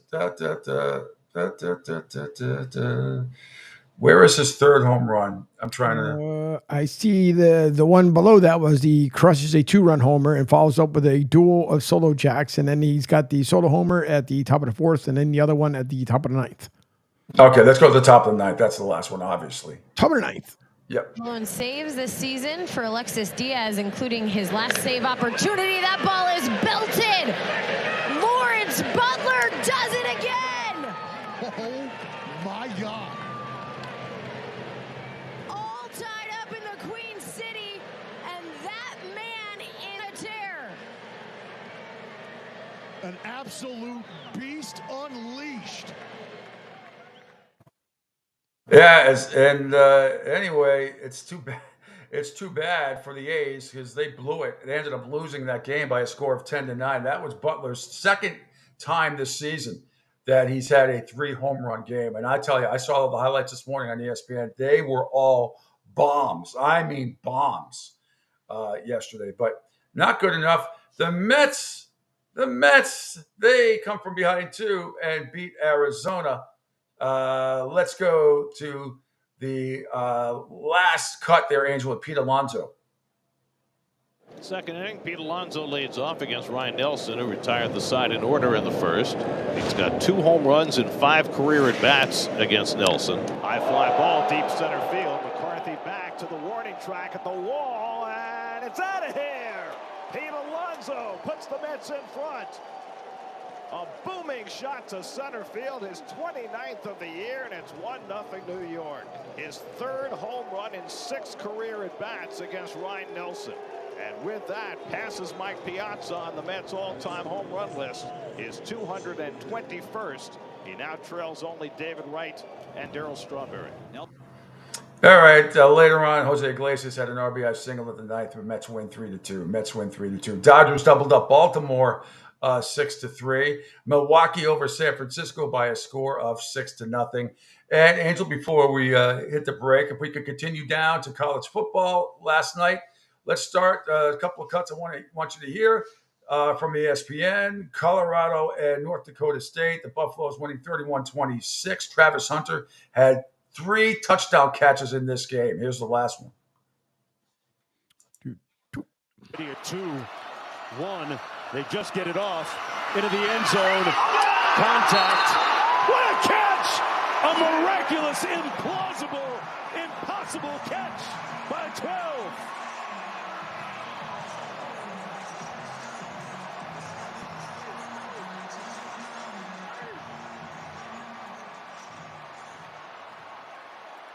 Travis Hunter with another clip on the reel. How did he catch that, Roddy? We need the replay here. This is a desperation throw. The play clock's running down. Come on. That's unbelievable. That's a glitch in EA Sports College Football 25. It was an unbelievable catch. I thought the ball was going to be knocked down or maybe even intercepted, but that was his third touchdown catch. He had 132 yards on 7 targets, 7 receptions for 132 yards. He was targeted 9 times, 3 touchdowns. Sanders was outstanding last night as he threw for 445 yards and 4 touchdowns and 1 interception. North Dakota State could only muster 6 points in the second half, but they played as tough. They're an incredible FCS team, but the Buffaloes hang on. They don't cover, but they hang on and beat the North Dakota State Bison 31-26. They're in Nebraska next Saturday night as well. Meanwhile, in the Minnesota-North Carolina game that was delayed by weather for a little bit last night, but in the end, here is the last play. The Gophers trying to win the game on a field goal attempt at the very last second. On the way, it is no good. North Carolina survives. They did. They survived, but it was a costly loss as their quarterback, Max Johnson, was carted off with a hip injury versus the Gophers last night in the third quarter. They did get 4 field goals from their kicker. The Tar Heels did. But the kid for Minnesota missed a 27-yarder earlier and missed that one at the end. So Carolina wins that game by a score of 19-17. The spread there was 1.5. Carolina minus 1.5, so they covered by a half a point, but who cares? All right, more college football, more NFL stuff to talk about. Quick break, and then next hour coming up at 9:05, Jimmy the Beef Guy will join us, and then Catherine Tappan live from Ann Arbor, all part of the Pete Shepard Show right here on a Friday on the Coastal Sports Network. Hi, folks. This is Gerard Moynihan of Moynihan Lumber, and I would like you to know that our company has been selling Anderson windows for over 60 years. See the complete line of Anderson windows at any of our 3 locations in North Reading, Beverly, or in Plastown, New Hampshire, or at MoynihanLumber.com. What's up, Southwest Florida? Jimmy the Beef Guy here. Fort Myers, we answered your call. We're pumped to announce the opening of our second location. It's on 41 just north of the Edison Mall. And guys, nothing's changed here. The beef, the sausage, the breaded steak, our Maxwell Polish.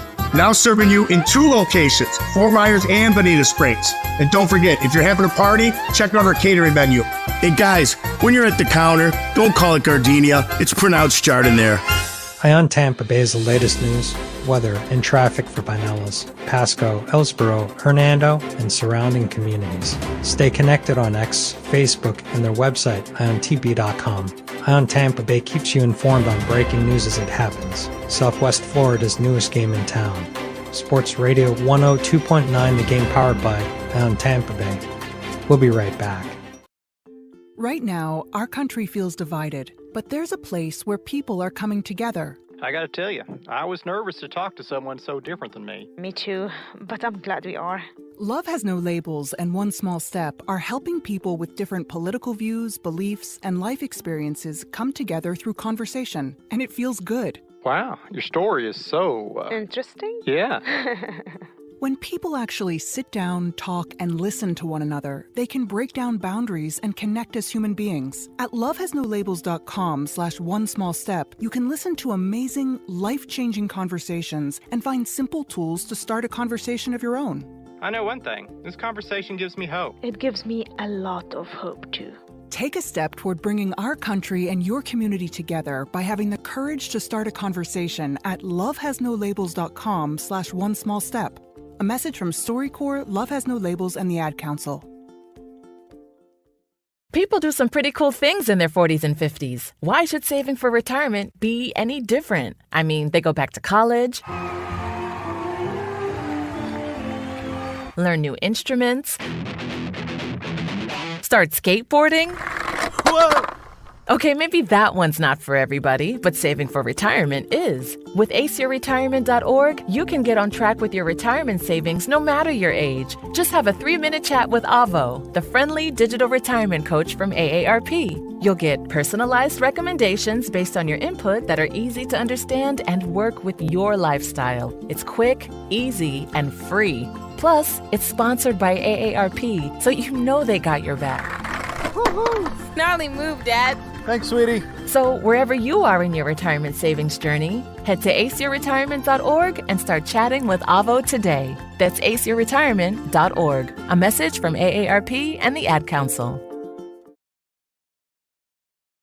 Adopt US Kids presents What to Expect When You're Expecting. A teenager. Learning the lingo.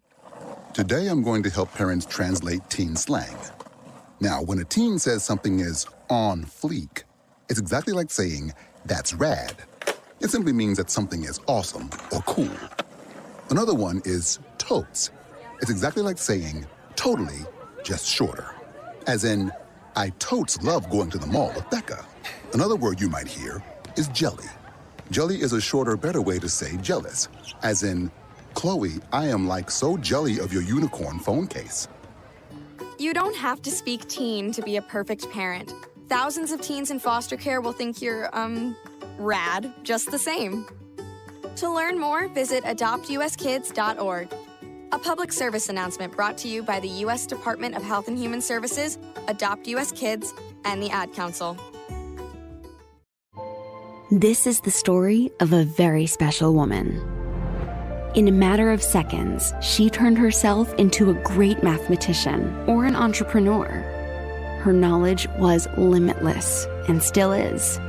She could also make monsters disappear, especially those that lurked in the shadows under the bed. Once, this woman put back together a teenage girl's broken heart, which had been shattered in 1,000 pieces, just by giving her a bear hug. She masqueraded as a regular person at work, but as a superhero at home. Everyone knows her as Gabriella. I still call her Mom. Your hero needs you now, and AARP is here to help. Find the care guides you need to help, complete with tips and resources at aarp.org/caregiving.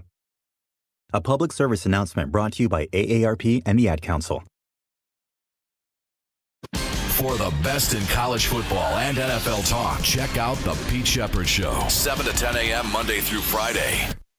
I know that guy. Yeah, here he is, right here on the Coastal Sports Network. Always Monday through Friday, 7 to 10 a.m. or somewhere thereabouts. All right, Angel, I meant to tell you this earlier. Do you have any NFL, I don't know, type of music? Because I'm going to give my top 5 best bets of the week right now. I forgot to set this up with you earlier. That's on me. That's my bad. That I don't, but if not for next week, I'll definitely have it loaded in.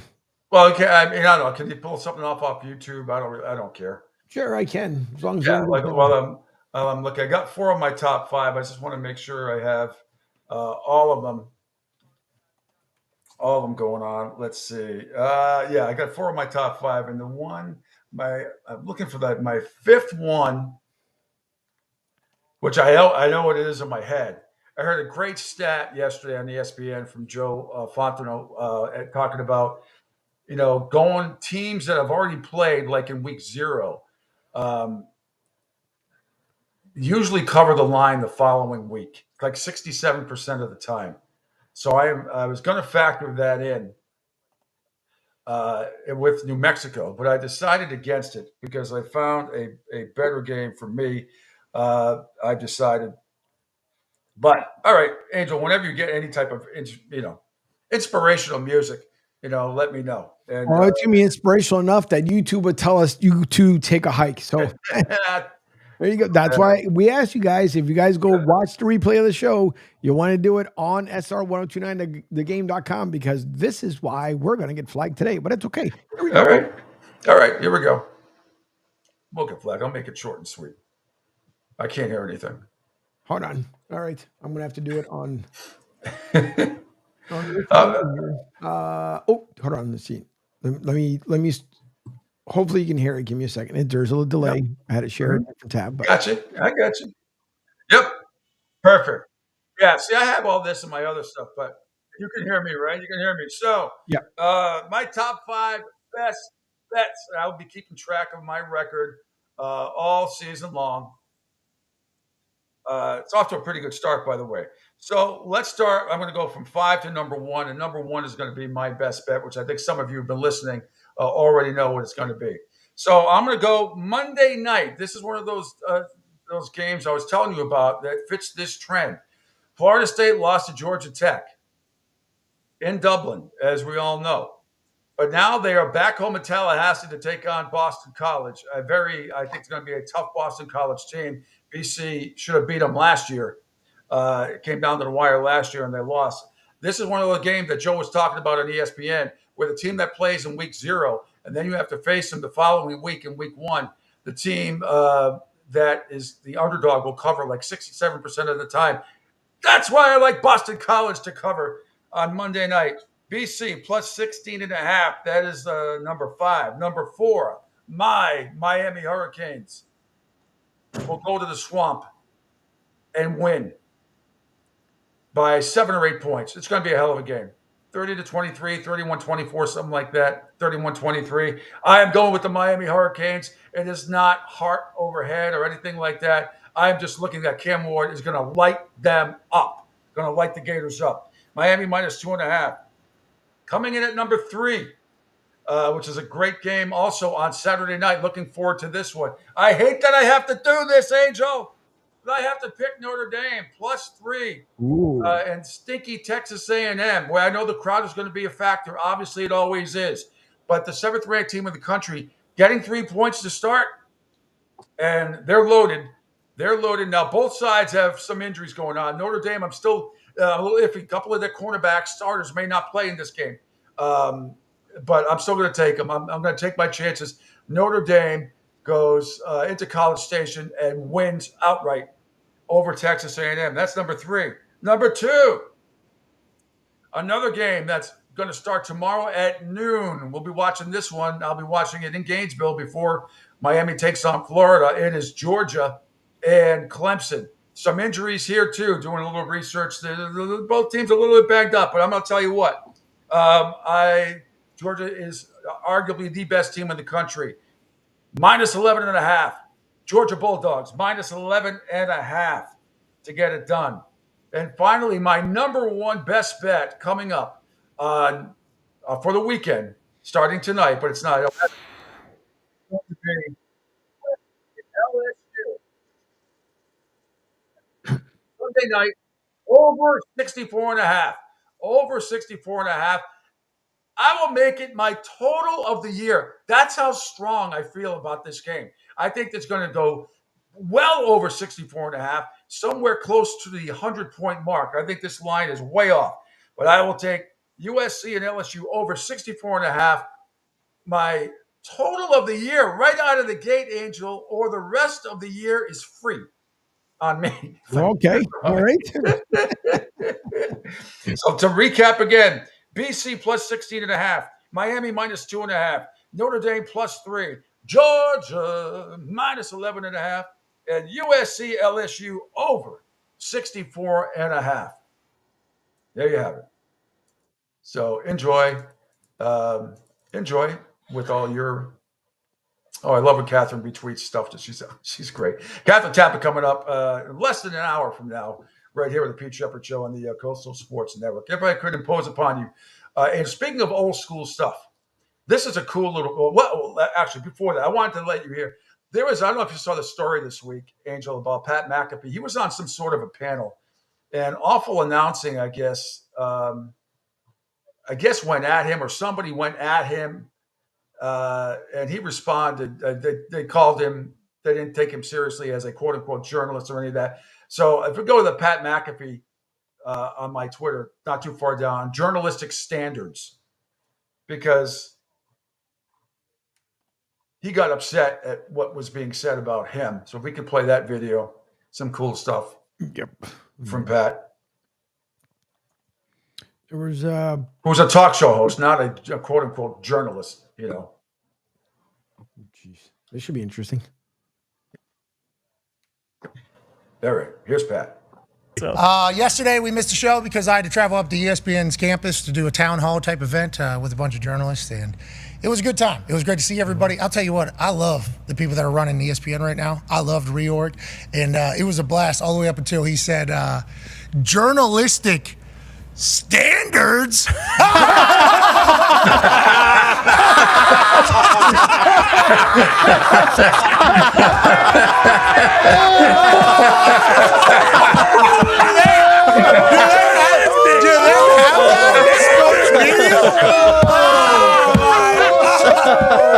right, see you next hour. Okay, sports media. Okay. Yesterday we. That is fantastic. It's such a great time. I love him. He doesn't care, but I guess somebody went at him. He's being a nice guy.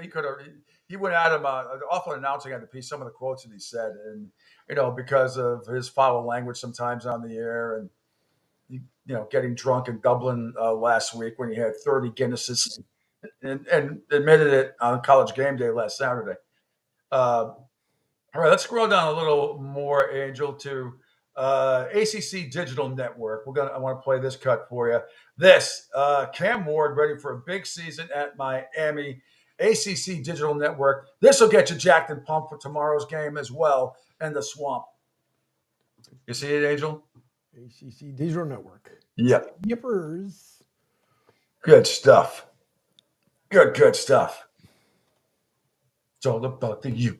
It's all about the you. Alpha dog. Extraordinary leader. Extraordinary worker. I can't see.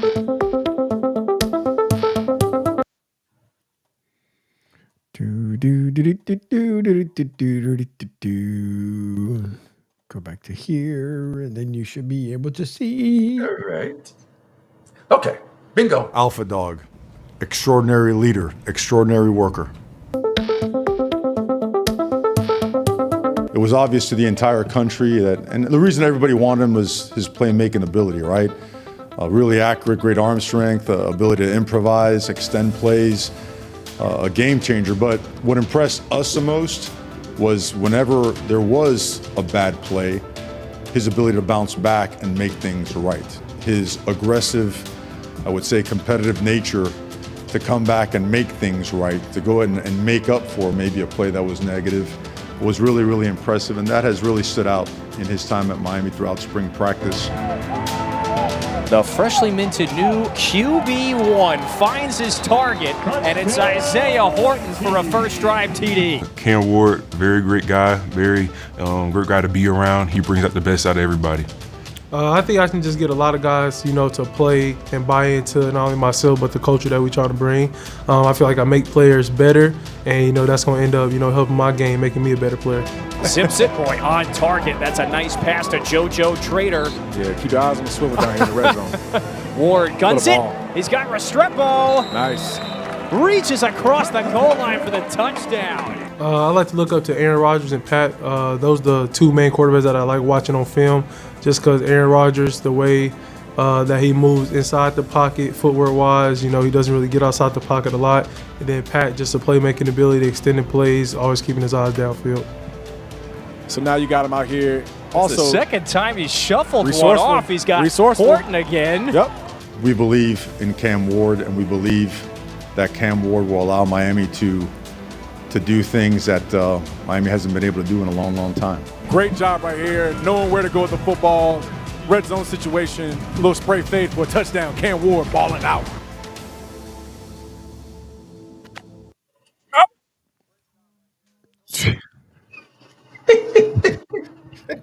He's going to throw for 2 touchdowns. He's going to run for 1. He's like the ultimate professional, though, because it's like every video I think that we've played so far. Number one, he looks like he could be a broadcaster right out the gate, but it just the professional that pretty much just exudes out of his body. It's pretty tremendous because he's very skillful. Obviously has the mindset for it. This should be a really, really good year for Miami. It should be. I mean, Restrepo is one of my favorite players over there as well. He's an unbelievable receiver. Oh my goodness. Oh. You seen about the two bikers? No, go. Oh boy. Angel, if you could, I just tweeted it. Horrible. Mike Greenberg just announced a few minutes ago on Get Up. If you can play that video.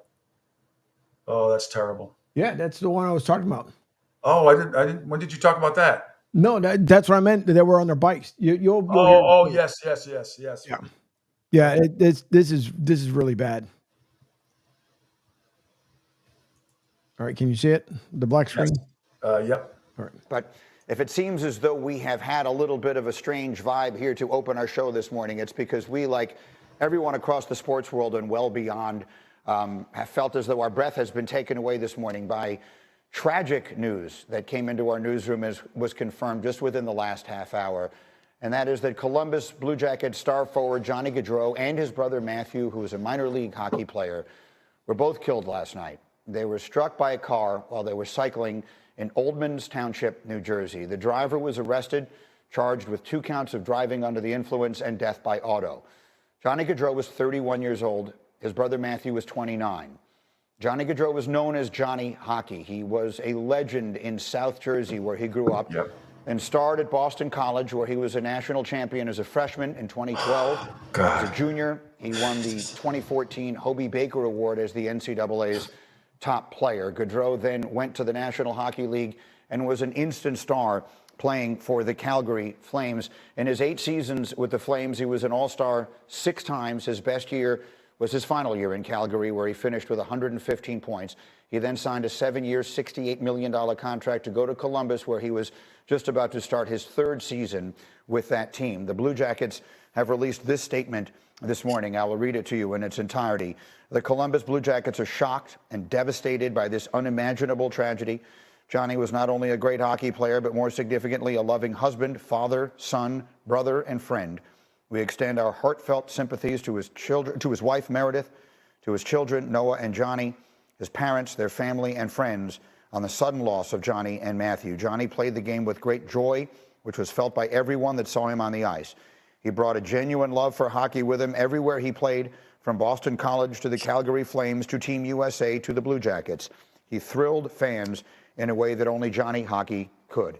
The impact he had on our organization and our sport was profound, but pales in comparison to the indelible impression he made on everyone who knew him. Johnny embraced our community. When he arrived 2 years ago, Columbus welcomed him with open arms.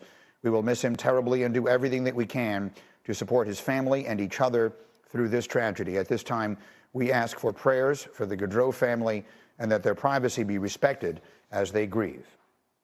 Once again, Johnny Gaudreau played 11 seasons in the National Hockey League and to show what type of character he was awarded the Lady Byng Trophy in 2017 as the player who, quote, exhibited the best type of sportsmanship and gentlemanly conduct. He was bound for greatness. He scored a goal as a true freshman at Boston College in the national championship game, and later on won the Player of the Year award. Once again, tragic news. Johnny Gaudreau and his brother killed last night. We'll be back in just a moment. Wow. Yep. It came across my feed about 15 or so minutes ago, and then when we went on the break, Debbie had found out too. But yeah, that's you talk about some horrific events. I mean, that it doesn't get any worse than that. That's I know our listeners in New England. The hockey community is very tight. That's just awful. He was so great at Boston College. I mean, he's wanted every. He didn't win a Stanley Cup, but he won at every level. I mean, he was just amazing at BC. Started as a freshman, was MVP of the Beanpot at one point, won the national championship. That is just, oh God. I wear my heart on my sleeve when I'm doing the show. It makes me want to throw up. I feel like I'm going to be physically ill. I really do. God damn it.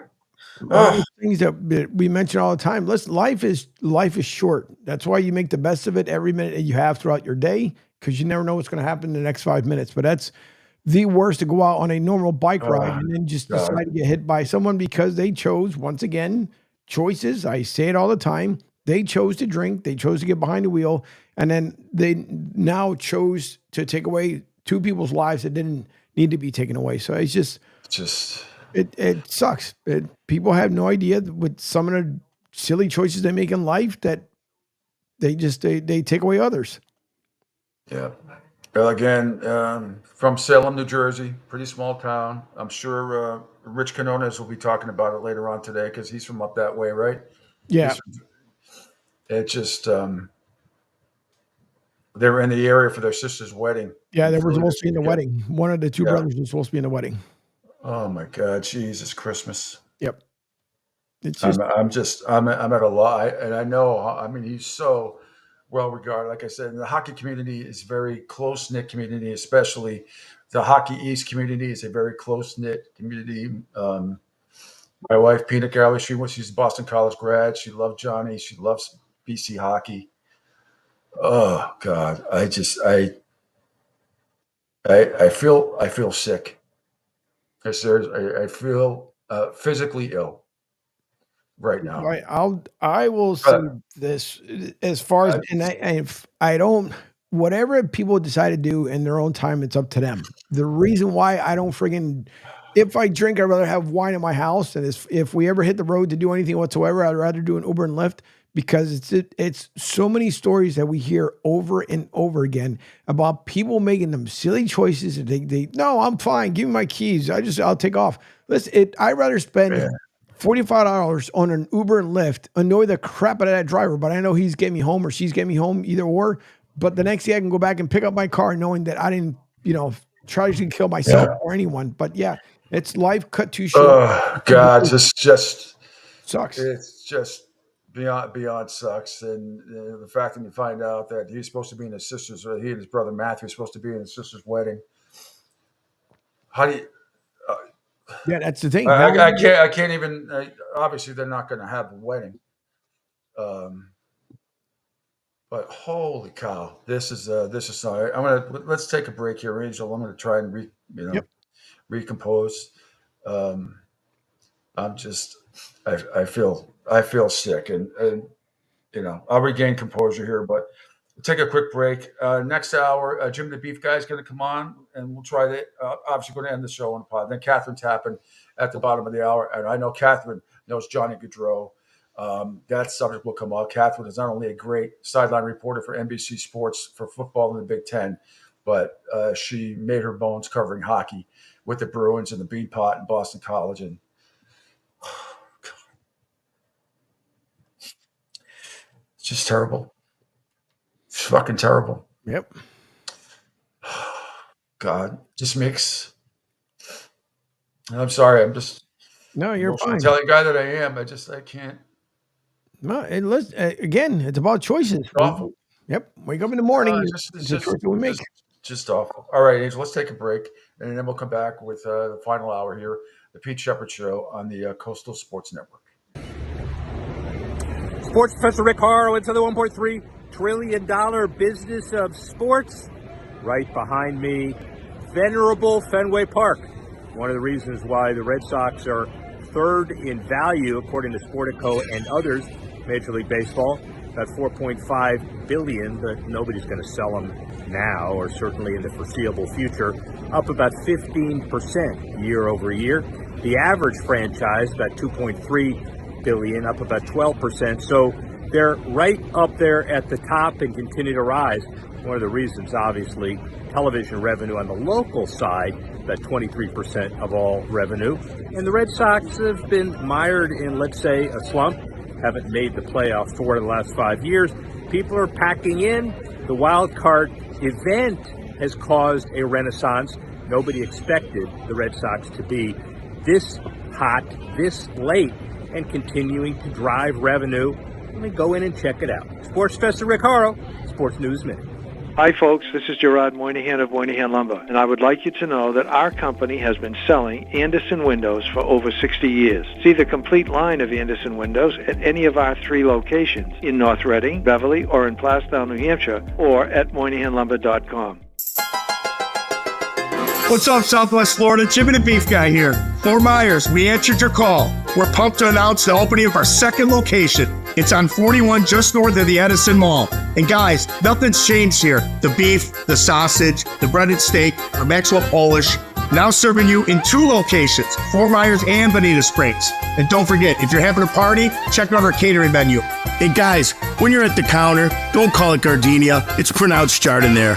Ion Tampa Bay is the latest news, weather, and traffic for Pinellas, Pasco, Ellsboro, Hernando, and surrounding communities. Stay connected on X, Facebook, and their website, iontp.com. Ion Tampa Bay keeps you informed on breaking news as it happens. Southwest Florida's newest game in town. Sports Radio 102.9, the game powered by Ion Tampa Bay. We'll be right back. Okay, men, this is your time. Maybe you didn't choose this, but you're here now. You're gonna go out there and be an all-star caregiver. It's up to you. So what are you gonna do? You're gonna go grocery shopping, cook, clean, be there emotionally and physically. You gotta dig deeper. Drive them to physical therapy, doctor's appointments. Don't you forget about the pharmacy. I know you won't, because that's what caregivers do. Don't give up. Don't ever give up. This is your time to show the world, your family, and yourself that you're tougher than tough. Now go out there and be the best caregiver this world has ever seen. Caregiving is tougher than tough. Find the care guides you need at aarp.org/caregiving. A public service announcement brought to you by AARP and the Ad Council. Hi, I'm Danica Patrick and proud aunt. Watching my nieces grow, play, and learn is amazing. But not every child gets to be carefree. 1 in 6 kids in the U.S. are hungry. 1 in 6. That little girl sitting alone at the playground, she can't play like the other kids. She doesn't have the energy because she's hungry. School lunch will be her only meal today. It breaks my heart that this is the reality in our country, but it's something that Feeding America is working to change. Each year, the Feeding America network of food banks rescues billions of pounds of good food that would have gone to waste. This food is then provided to families and children in need. Being a kid should be about using your imagination, learning, and having fun. These children shouldn't have to miss out on simply being a kid because they're hungry. To find out how you can help end childhood hunger in your community, visit feedingamerica.org. Brought to you by Feeding America and the Ad Council. Adopt US Kids presents What to Expect When You're Expecting. A teenager. Learning the lingo. Today I'm going to help parents translate teen slang. Now, when a teen says something is on fleek, it's exactly like saying, that's rad. It simply means that something is awesome or cool. Another one is totes. It's exactly like saying, totally, just shorter. As in, I totes love going to the mall with Becca. Another word you might hear is jelly. Jelly is a shorter, better way to say jealous. As in, Chloe, I am like so jelly of your unicorn phone case. You don't have to speak teen to be a perfect parent. Thousands of teens in foster care will think you're, rad just the same. To learn more, visit adoptuskids.org. A public service announcement brought to you by the U.S. Department of Health and Human Services, Adopt U.S. Kids, and the Ad Council. This is the story of a very special woman. In a matter of seconds, she turned herself into a great mathematician or an entrepreneur. Her knowledge was limitless and still is. She could also make monsters disappear, especially those that lurked in the shadows under the bed. Once, this woman put back together a teenage girl's broken heart, which had been shattered in 1,000 pieces, just by giving her a bear hug. She masqueraded as a regular person at work, but as a superhero at home. Everyone knows her as Gabriella. I still call her Mom. Your hero needs you now, and AARP is here to help. Find the care guides you need to help, complete with tips and resources at aarp.org/caregiving. A public service announcement brought to you by AARP and the Ad Council. You're listening to The Pete Shepard Show.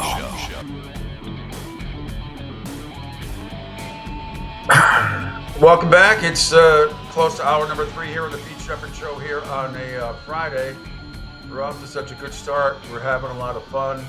And then the tragic news that we just found out about 15 minutes ago. We just played you the cut from ESPN. Mike Greenberg announcing the tragic passing of Columbus Blue Jackets Boston College star Johnny Gaudreau and his brother Matthew. They were cycling and allegedly a drunk driver hit them and killed them both. And I know my friends in New England, not just New England, but Johnny Gaudreau was a very, very popular player. But my friends who are listening in New England, especially the Boston College community, and all of Hockey East, they just released a statement to Hockey East said, joins the hockey world in mourning the loss of Johnny and Matthew. Our thoughts are with their family, the Boston College community, and all who knew and loved them. They will not be forgotten.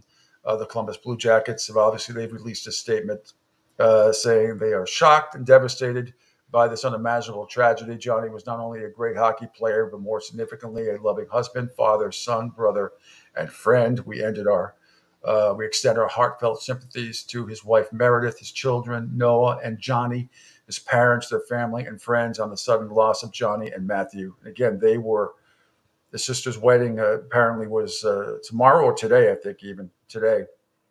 Spalding says, it was today. Spalding says thoughts and prayers go out to Johnny Gaudreau. Yes, absolutely devastating. Okay, let's try and regroup here. Jimmy the Beef Guy is going to be joining me in a few minutes.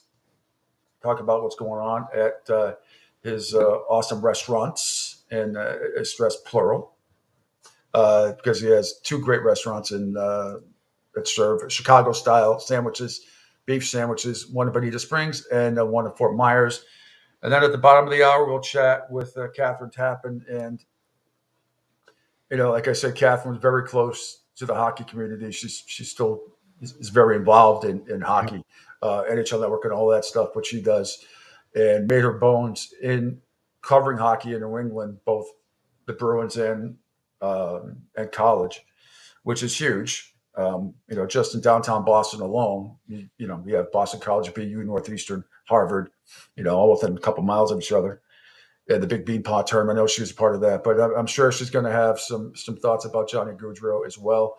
I wanted to, talk. Obviously, we're going to talk a lot of football with her, but I'm just trying to. Right now, I'm numb. I'm numb. And Pete, do you have any favorite memories of Gaudreau? Yeah, I remember him. I have a lot of memories of him. I wanted him to play for the Bruins, number one. I mean, there's so many I can't even count. I remember how awesome he was as a freshman in 2011, I believe, or 2012. They won the championship. He's won the Hobey Baker Award. He was MVP. MVP of the Beanpot tournament, trust me, means as much to the kids at BC, BU, Harvard, and Northeastern. Winning the Beanpot championship is, it's like asking Michigan, Ohio State, what would you rather do, win the national championship or beat Ohio State or beat Michigan? It's kind of like that. I mean, the Beanpot championship is a huge, huge tournament in New England. It means a lot to all those kids. And, I'll bet you if you could ask him, he would tell you that winning the Beanpot and being MVP of that tournament was probably just as important to him as winning the national championship. But he was a great guy. I didn't know him all that well. I just know what I saw and what interviews that I saw. I'm pretty sure Catherine covered him back in the day for a little while anyway. I could be wrong about that, but I'm pretty sure she was in that because there was so many great kids that come out of New England hockey-wise. But he is one that stood out. My other friend who's down here now in Naples, David Emma, who went to my high school, Bishop Hendricken High School, was a great player. He won the Hobey Baker Award, too, for Boston College back in the day. And I see him down here from time to time. It's been been a few years, but he's not too far from me. But I am sure that the whole hockey community is so close-knit that it's going to be, I'm sure this is devastating for everybody. So anyway, that's there it is. Kid from Salem, New Jersey. Just unfortunate that no longer with us. He and his brother Matthew. But all right, thanks everybody again for checking us out on the. Sorry to be Debbie Downer here for a few minutes, trying to get my, get back, get more composed here on the Coastal Sports Network video platform. You can check us out always. Follow me, Twitter at pshep326, Facebook, sr1029thegame.com, Ion TV, CSN Florida, Rumble, Spotify, Lincoln, Twitch, and YouTube. And you can call or text at 727-858-6650. I'm assuming Jimmy has a link on that stuff, right? And thank you for He a nice texter in the break. I appreciate it. He should. If not, I'll send him a second one. No, he didn't say he didn't have it. It just he should be jumping on here in a minute. I said after the show, Catherine's going to join us at 9:30 this morning live from Ann Arbor. Catherine Tappan, and she'll be on the sideline for the game tomorrow night between Michigan and Fresno State from Ann Arbor at the Big House, along with Noah Eagle and Todd Blackledge. I had this funny video I was going to play for you, but it would have to do with Iron Eagle. That was funny, but I can't do it. It doesn't seem right now, the way I'm feeling.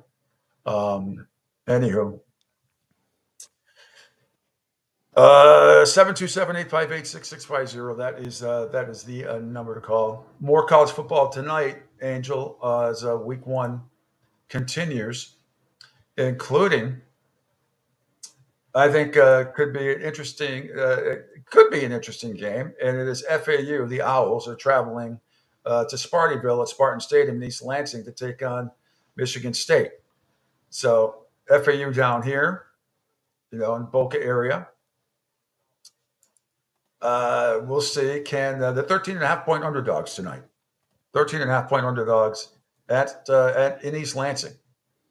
So Jonathan Smith, new head coach, hired at Michigan State after Oregon State leaving there, winning records the past couple of seasons. Sophomore quarterback Aiden Childs followed him to East Lansing, and he'll start in the Spartans' home opener against Florida Atlantic tonight. FAU coming off that 4-8 season, including losses in its last 4. They'll have a new starting quarterback in Cam. Is it Fancher? He's a Fanker. He's a Marshall transfer. He threw for 2,162 yards last year with 11 touchdowns and 11 interceptions. The Owls also faced a Big Ten team last season. Very close game. They lost 23-17 to Illinois. Head coach Tom Herman, remember him, you know him, from Texas. Tom Herman said, quote, "It's going to be a really difficult place to play. I know Coach Smith does a phenomenal job. We'll have those guys ready. It poses unique challenges, too, in week 1 to face a brand new staff. Very little of our film study has been on Michigan State." So interesting stuff tonight. And that game you can see as well. That is almost every game is on TV or ESPN, but it's on the Big Ten Network tonight at 7 o'clock. So you got I know we've had some friends that cover FAU in the past. And I don't know how close you are to that program, Angel, but Tom Herman there, pretty high-end name in the coaching world. See if they can give Michigan State a game tonight. I'll be tuning into that. There's no question. Yeah, it should be. Also in other news, as far as when it comes to soccer relations, USF men finally get their win, first W of the season, 2-0 shutout last night. And then the women out in Kansas, for some reason I couldn't get the feed, but I did find out that they end up doing a 1-1 draw. Apparently, Sarita Thurton, I believe, was the one that scored with about 2 minutes left in the match to draw it to 1-1 draw. So that makes now USF 3-1-1. And Kansas, I believe, made them 2-0-1, I believe. Okay. So yeah, and that's the latest. And I did send, in case Jimmy misplaced it, I did send him a follow. Okay, he just sent me a text. He sent me a text saying he's having a hard time getting on. Oh. But I was going to say, make sure you use the Chrome app, which I'm sure you already told him. But yeah, Jimmy B. Coming on. Hopefully. It was fine. Last time we had him on, and I don't know if he's on from his restaurant, but last time we had him on, he was fantastic a few weeks ago. So now it is we're getting into big time football season now. Week 1, there's going to be a lot of people. There's going to be a lot of hungry people out there, and his restaurants are awesome. I mean, and he's going to tell you about the catering packages that they have, and you cannot beat it. And I beg everybody, besides the awesome sandwiches he has, the Italian Stallions are just unbelievable. Not me or Sylvester Stallone, but they are thinly sliced Italian beef with mozzarella, provolone, hot giardiniera, all wrapped up in the crispy dough, deep fried to perfection. It is unbelievable. It's the kind of thing like you could have like 100 of them. But anyway, that's just one of many great sandwiches that he has over there, Italian beef special sandwiches. So hopefully he's going to join us. Hopefully he'll come on. Other games going on tonight in college football. Your Temple Owls, Angel, you're from Philadelphia. Did you ever go to a Temple football game all your years out there? Oh, hold on. This might be. Okay. Let's see. This might be Jimmy. All right. We'll find Well, more games tonight. Temple is at Oklahoma. They are 2.5-point underdog. Let's see. Is this Jimmy? Angel. What's happening, Jimmy? I don't know. For some reason, I don't know. I'm doing something wrong here, but at least I wanted to get on the phone with you guys. So I'm not 1 for 2 here, betting 500. Damn it! Where are you at one of your restaurants now? Yeah. I pulled over. Yeah, in Bonita. Yeah, I was on my way to Fort Myers and did a U-turn. Okay. Well, it's great to have you on, Jimmy. I mean, we're in we're into it. College football. We are here, and that means people are going to want to eat lots of food, lots of your great sandwiches, lots of your Italian Stallions. I was just telling everybody about. I could eat about 100 of them at one setting if I. But this is huge. We are right. Week 1 college football. Couldn't ask for a better Saturday of football. It already started last night with a couple of good games. There's more football tonight, tomorrow, Sunday, Monday, the holiday weekend coming up. So please inform everybody what is going on at Jimmy the Beef Guys. And tell your background story again a little bit, because I always find it fascinating so our listeners can get to know you. Yeah, so like I said before, me and my son opened up the store here almost 3 years ago in Bonita. And I have a background of being in the beef business, being in the bread business back in Chicago. And I've always wanted to open up a store in Florida. And then, like I said, we fast forwarded and here we are. And we did it. And it's been awesome. A lot of good feedback. Our customers, a lot of loyal fan base that we have. And we're happy and excited for the Fort Myers store to take off like Bonita did. And again, your Chicago-style beef sandwiches. What makes them different? Well, a lot of people down here seem like they know what a Philly cheesesteak is, and that's like it's nothing like that. It's an authentic like recipe with Italian seasonings, whether it's basil, oregano, all of our red pepper, black, salt, all that kind of stuff, and we just slow roast the beef and we dip it in our au jus, and it marinates in there, and that's what makes it different. The bread holds up, unlike the other ones, like the Philly cheesesteak. Those will sort of fall apart a little bit. Yep. Very soft. But what I want to say is, I've already had catering orders from your show coming in because someone mentioned something. So I just want everybody to know out there, we're closed on Sundays, but what I want to point out is you just come in on Saturday. Come in Saturday, we close at 6. You can pick up all your stuff for Sunday football. It's going to be fine. You just put it in the fridge and follow the directions the next day, have your party, and it's going to be just as good as it was when you picked it up that day. So I just want everybody to know that just because we're closed doesn't mean you can't pick it up on Saturday and prepare for your Sunday party. Oh, absolutely. And you have some I love it because I think you said before, keep it simple, stupid. I mean, you don't have 8,000. It's not like walking into a cheesecake factory. You have like a certain set of sandwiches. They're all delicious. You are excellent at making all of them. And then you have specials as well, like on Mondays, where you still have the Michelle's meatball sandwich on Mondays as well. Yep, we do that on Mondays, and we're thinking about maybe throwing another one around, but it's just too early to say that right now. But yeah, the meatballs are good. A lot of people look forward to coming in on Mondays for that. So that's awesome. And they can for the catering, they can order online, right, at jimmythebeefguy.com.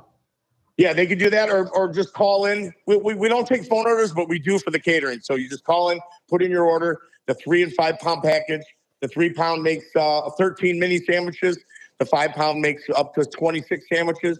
Like I said, it comes with the beef, the gravy, the peppers, the pan that we provide. All you got to do is heat up the gravy, pour it in. It's that easy. It's like you're back in our kitchen. Super easy. We give you directions. And, we're excited for football season for sure. It's funny. I'm sure you know who Jeff Morrow is, celebrity chef on Food Network from Chicago. And I was watching an episode of The Kitchen the other day because, when I'm not talking about sports, I like watching shows about food and cooking and all that stuff. And he went, I was thinking of you. I almost wanted to call you and say, turn it on. He went on about a 10-minute tirade about people who mispronounce Jardinere. It was hysterical. I get that. I totally understand where he's coming from. Yep, being the native Chicago guy too. The pictures up there, Jimmy, of as far as for your catering, the one that you sent me, it's got the pepper stuff. It's making me it's terrible. It's making me hungry, which is a really good thing. And so the picture is selling itself. But man, I can't wait till we do the live show there on a remote because the smells, Jimmy. It's what I want. It's just the smells. When are you guys thinking of doing something like that? When do you guys? How soon is what do you think? We'll work around your schedule, even if it's after 10 o'clock, whatever. We'll come down. We'll do something special. That's the beauty about doing this, Jimmy. We can do whatever we want. We can go where we want, whenever we want. So it's we'll work it out in the next couple of weeks with you and when you're around and whatever you want to do. It'll be a lot of fun. Yeah. And we can talk. Yeah, now tell everybody how you have survived all of these years in Chicago. Being mostly known for being in Chicago. Now you're down here. And who's your NFL team again? Refresh my memory. The Green Bay Packers, green and gold, baby. And that's because of family. That was kind of handed down to you, family. But that had to be tough growing up in Chicago, right? Being in Chicago most of your life and being a Packer fan, right? I ask you this all the time, but that has to be a little difficult. It was for me. It was because the Bears dominated us when I was a kid. I don't know if I told you guys before. My dad and mom would send me to school in my Packer jersey. And I'd be literally, I'd be crying. You know what I mean? Because everyone was in front of me. And I think maybe they said something over the PA, like, hey, I don't know if it was directed towards me, but whatever it was like, it was just, it was bad. But now to where we're at now, where Quentin, he's 23 years old, man. He's had 20 years. Like, think about it. Mm-hmm. Stat, Aaron Rodgers, I don't know what it was against the Packers and Favre, and everybody now loves 5-0. It's like he's really benefited, way opposite of the way I got brought up in Chicago. Now he's down in Florida, so it's even easier for him. What was it like for you as a kid going? I'm sure you went to Soldier Field, right? Did you ever go with your Packer gear on? What was that like? What's that? What was it like going into Soldier Field with your Packer gear on? It's not like it is now, man. It wasn't really that bad. But now it's really bad. Any Philly, anywhere you go, I'm sure it's really bad. Yippers. But it wasn't too bad when I was younger. Well, I mean, yeah. So the last Super Bowl was against Pittsburgh in 2010. I remember it very well because I was also playing in a poker tournament on PokerStars back then. It started early in the morning, and it was still going on up until kickoff. I will never forget it. Plus, I had shekels on your Packers, so it was a good day. That was a good day. Yeah. But so, where were you and Quentin on that the last time the Packers won the Super Bowl? I had a party at my house. We always have Super Bowl parties, and sometimes we'll have them at restaurants in the neighborhood I grew up. But that particular day, we had it at our house. We had about 70 people. It was pretty crazy. Wow, that's awesome. Yep. So, I got a question for you, Pete. Yeah. Talking about the NFC North. Who do you got winning the division? And we got to do some type of sandwich bet here. Your team. Well, my official Super Bowl pick is the Baltimore Ravens and the Detroit Lions. That is my Super Bowl pick. Oh, nice. All right. That's my Super Bowl pick. There's my answer. Yeah, there's your answer. But I think now it's such a fascinating division. Jordan Love getting paid, all that money, a lot of pressure on Pack. How about, but Caleb Williams, I think a whole lot of unnecessary pressure on him because of the offense that they build around him. But, that's the difference. You get drafted to a team that does that as opposed to Zach Wilson a few years ago, who goes to that crappy Jet team and, they have better offensive weapons now. But you know what I'm saying? So it all depends. I think, and then Detroit, Green Bay, that's going to be a dogfight between those three. It really is all the way to the end. It's too bad about the Vikings and what happened to J.J. McCarthy, but that's going to be a 3-team race. That's you must be jacked and pumped for that. No, totally. Yeah, I think it's going to be. I think people are going to be surprised. I know Chicago, all you listeners out there, you're all excited. You got your quarterback. He's going to take you to the promised land. Man, it's going to be the same result. I'm going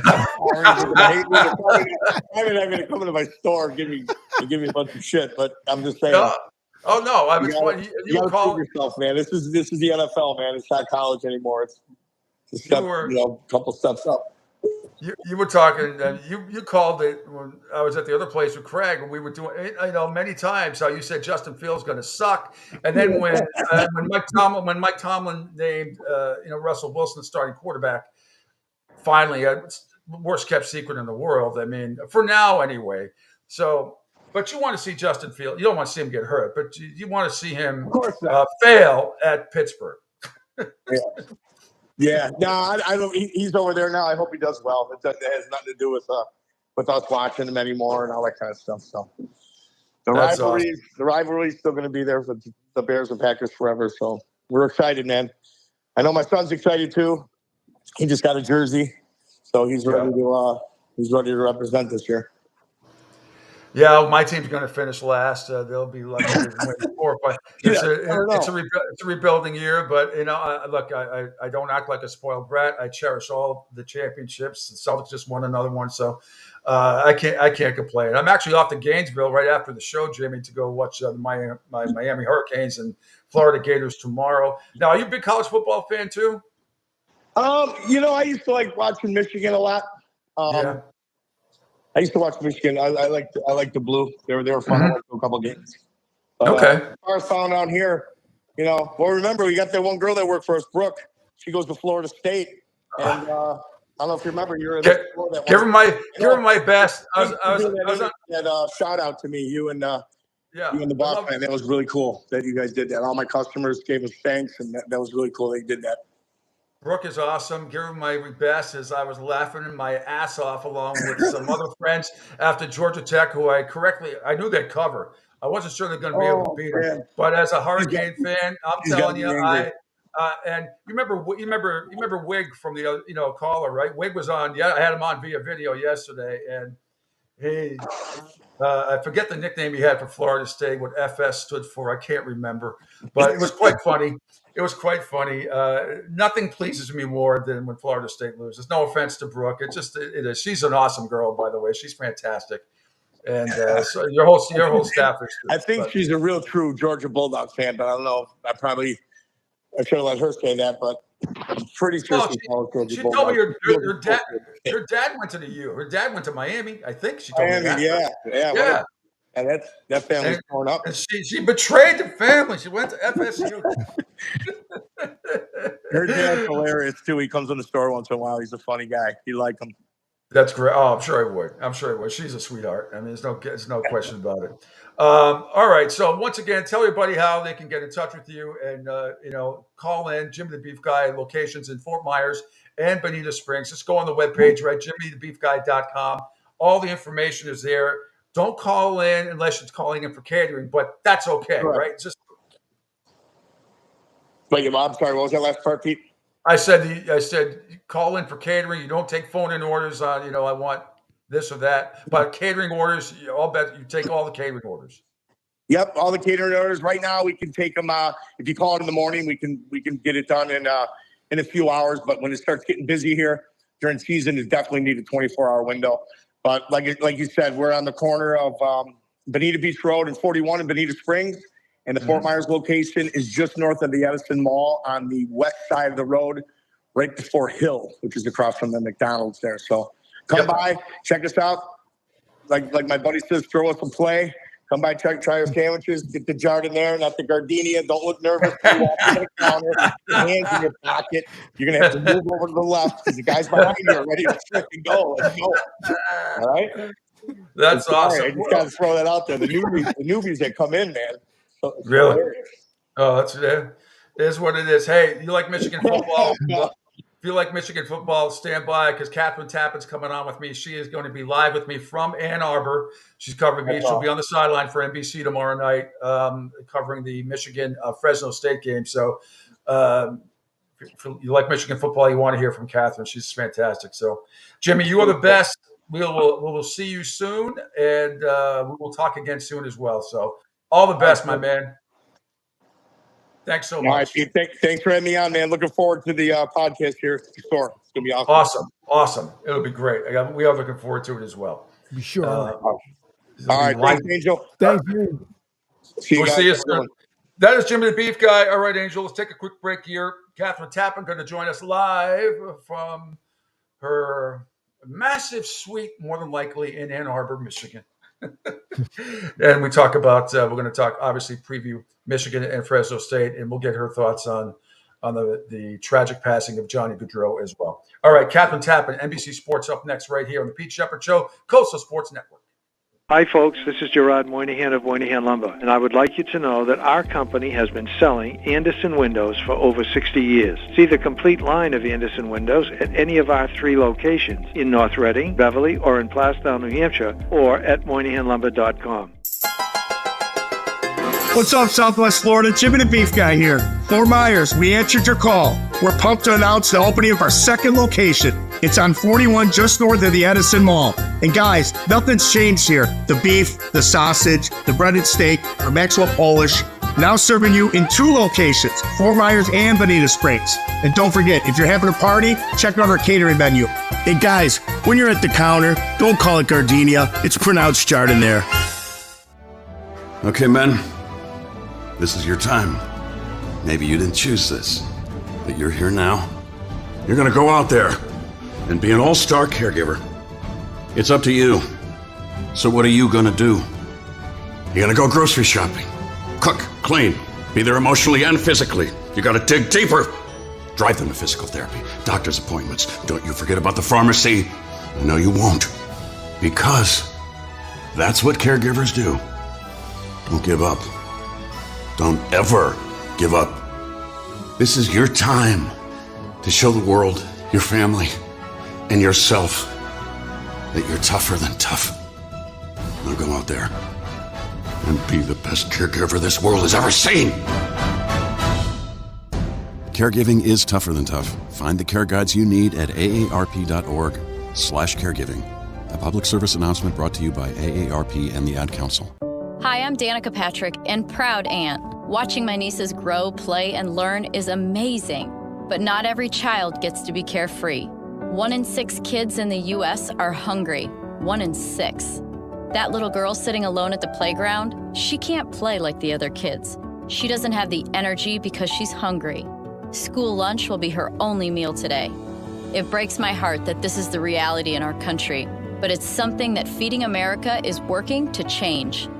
Each year, the Feeding America network of food banks rescues billions of pounds of good food that would have gone to waste. This food is then provided to families and children in need. Being a kid should be about using your imagination, learning, and having fun. These children shouldn't have to miss out on simply being a kid because they're hungry. To find out how you can help end childhood hunger in your community, visit feedingamerica.org. Brought to you by Feeding America and the Ad Council. Adopt US Kids presents What to Expect When You're Expecting. A teenager. Learning the lingo. Today I'm going to help parents translate teen slang. Now, when a teen says something is on fleek, it's exactly like saying, that's rad. It simply means that something is awesome or cool. Another one is totes. It's exactly like saying, totally, just shorter. As in, I totes love going to the mall with Becca. Another word you might hear is jelly. Jelly is a shorter, better way to say jealous. As in, Chloe, I am like so jelly of your unicorn phone case. You don't have to speak teen to be a perfect parent. Thousands of teens in foster care will think you're, rad just the same. To learn more, visit adoptuskids.org. A public service announcement brought to you by the U.S. Department of Health and Human Services, Adopt U.S. Kids, and the Ad Council. This is the story of a very special woman. In a matter of seconds, she turned herself into a great mathematician or an entrepreneur. Her knowledge was limitless and still is.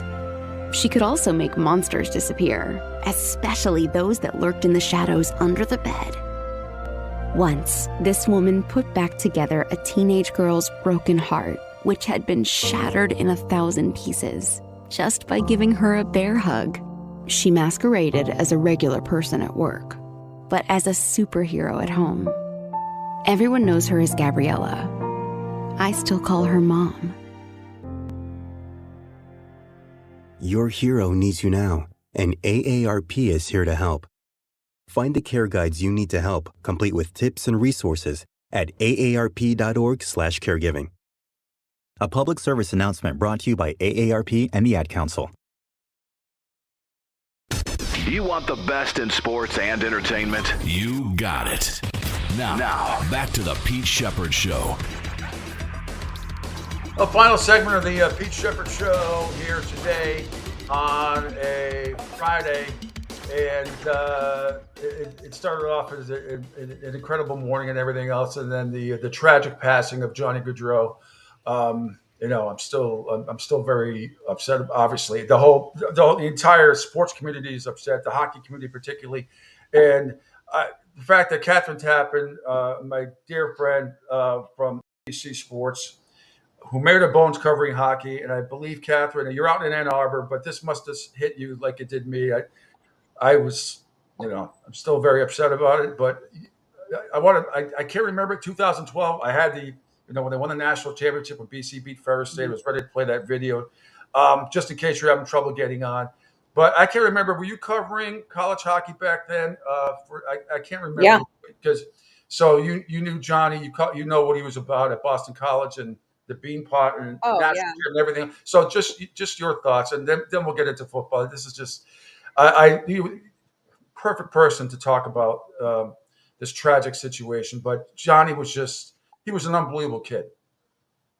Yeah, I mean, I find it hard to even talk about college football on a day like today, but certainly, woke up this morning and the first thing I did was look at my emails, and I already saw the press release from Gary Bettman. So before I even saw any tweets or anything, I knew that this was true.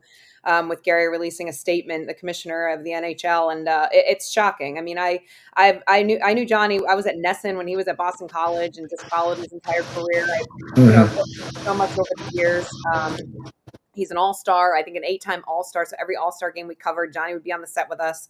He's a Jersey kid. I'm a Jersey girl. So we always had that common thread. And we'd always talk about, our love for Jersey and how does this hockey superstar come out of the state of New Jersey, right? And it's just he's one of the greatest guys to interview, one of the best players to be around, a true teammate. And it is absolutely tragic. I mean, he and his brother Matthew killed on their bikes last night. They're attending their sister's wedding today. It's incomprehensible. It really is. It's devastating. I am so sick for that family. And reports coming out that it was an impaired driver that struck them it's just awful. It's absolutely awful. So my thoughts and prayers are with the family, the whole hockey community. You mentioned the sports community. I just saw Mike Greenberg make the announcement on ESPN, and he was shaken by it. So it's awful. It's truly awful. And it just kind of makes you think, like, hug your loved ones today, right? You just never know. And I was trying to tell obviously we have a lot we're national, worldwide, but I mean, we have this show particularly has a lot of New England followers, and I'm trying to convey to the non-New England fans just how special. If you could have asked Johnny right now when he scored against Ferris State in 2012, the national title, what went more, scoring that goal or winning the Beanpot and becoming MVP of the Beanpot? You'd probably say it's a tie. Yeah, probably, and then going on to win the Hobie Baker as the best college Yeah. college hockey player, excuse me. Yeah. And Mhm. yeah, I agree with you. I mean, but that's what he did. He was a big player in big moments, and for a player of his size, smaller in stature than most NHL players are, he's just had a remarkable career and was going into his third season in Columbus, a franchise that was relying on him heavily to really lead the way. A veteran player, two young kids, a 1-year-old and a 6-month-old. But yeah, I mean, he you always got the sense of his passion for the game. There was no denying that. I mean, he just was effervescent on the ice, the energy. He was electric, and players wanted to be his teammate. He was fun to be around, and he just absolutely loved the game. So it is a huge loss for not just the National Hockey League, the entire hockey community and sports community. Absolutely. Thanks for sharing those thoughts, Catherine. Catherine Tappan, again, will be on the sideline tomorrow. Big Ten Saturday night, college night football in Ann Arbor, where you are at your plush suite, I'm sure. Yeah, not so much. But you, along with Noah Eagle and Todd Blackledge, will be calling the game at the Big House against Fresno State. A team, by the way, that last season, I think won at Purdue, if I'm not mistaken. I mean, they finished crappy last year, but the Fresno State Bulldogs have been known to put up a fight with some of the bigger Power 5 schools. But what's the atmosphere like today in Ann Arbor? Yeah, well, we're about to head over to Schembechler Hall to talk to Coach Moore and some of the players. We'll find out, who the starting quarterback is. That's been a mystery, of course. We think we know for Michigan, but we chatted already with Fresno State. I talked to a number of their players this week. We had Coach Skipper on yesterday, of course. Coach Skipper, the interim coach, because legendary coach at Fresno State, Jeff Tedford, in July. So he gets handed the keys to the car, and very similar to what Sharon Moore did with the interim tag a couple times last season. He earned the head coaching job. So I think Coach Skipper's hoping that also happens for him at Fresno State. But you talk about this Fresno State team, and they are just tough. And we dug into a lot of that this week to figure out, where does this toughness come from? And it comes from that Valley mentality. They said, listen, the Valley in California, where we are, it's hot all the time. It's a farming community. Everyone's very close with one another. So they have this kind of, meat and potatoes type of mentality, bulldog mentality, and that's what they play with. And the entire community loves this team. They support this team, and they love the way they fight day in and day out. We saw the way they competed against Power 5 teams last year. They will put up a fight. You can expect the best from them. They're super excited for this opportunity. I talked to Jeff Tedford this week and just got his thoughts about that mentality. And he said, I remember back in 2017, we opened up against Alabama, who had lost the national championship just prior to that, but they're a national champion contender every year. He goes, these guys were like, Coach, why do we have to start playing Alabama? Why do we have to start the season with Alabama? He said, now, 5 years later, after instilling confidence and growing this team to believe in themselves, they're like, yes, they were pounding their fists in spring practice. We get to open with the national champions. They're excited for this opportunity. It's no longer doomsday. It's an opportunity to go in there and showcase what Fresno State's all about. And I'm sure this probably came up too. Everybody, of course, it's opening weeks. Everybody's excited. However, any chance Michigan Wolverines, I'm sure Coach Moore is like, that will look past this team because we're playing Texas next week. So, I mean, that's, you got to drill that into these kids' heads, especially some newbies. Yeah. And I think, Michigan is just good at that, right? They just have such great leadership. And even though there's been a whole new wave of new players with the turnover on the roster, those new players learn from the older players that passed, the JJ McCarthy's, the Blake Corums, the superstars of last year's team. And they've kind of invoked that leadership into this year's group. So there's no looking past Fresno State. I mean, this is opening night for Michigan. There's going to be 110,000 fans in that stadium. They expect and they know the best is coming from Fresno State. They certainly don't want to be embarrassed on their home field. And I think you're going to see a lot of, new changes for Michigan. It's going to be, you've got a new coach, you've got new players. It's going to look different for this Michigan group. But definitely don't look at Texas next week. You got to get past this one first. And oh, by the way, I mean, you don't want to pile up losses at the start of the season, as we all know. Okay, now I got to believe this had to come up, and maybe you guys are going to not talk about it, and I understand. The Connor Stallion situation, the documentary and everything else, when you were doing your behind-the-scenes pre-production stuff, did that topic come up at all, whether you guys are going to address it at all tonight on the broadcast, or tomorrow night on the broadcast? Well, I think a number of us had already seen it. Some were kind of catching up with prep and everything to see it. I certainly watched it when it came out on Tuesday. I think the overriding thought is, that team won the national championship because of the talented players that were on that field. And I think that will be the message certainly tomorrow. I don't think we will address it. I mean, this was a an untold story that came out on Netflix. It's a docuseries that we all are well aware of. They've done a good job in the past with some of their other docuseries, like the Marty Fish one I thought was great. But I don't think there's any need to address that with this current group tomorrow night. Now we have our production meetings later this evening. I'm sure it will be addressed how we will handle it. But this is a new team. It's a fresh group, new faces, new coach. So I think, all of that news related stuff might get covered in the pregame show. But once they kick off, it's game. It's X's and O's, and it's what's happening on the field. Now, if you were to spot him in the stands or something, and you being on the sideline, would you go up to him? And now he's not in disguises anymore. He's not under disguise. I mean, I don't know if he'll be. I know he's coaching locally for one of the high schools in Detroit, but that would be something I would have to tap my producer on and say, "Hey, I think I see somebody in the stands that we may want to address." So. Yeah, he should hold up a sign. Catherine, here I am coming. But I think he's had enough publicity. Yeah. I can't wait. It's going to be interesting. Now, the other situation, and last night,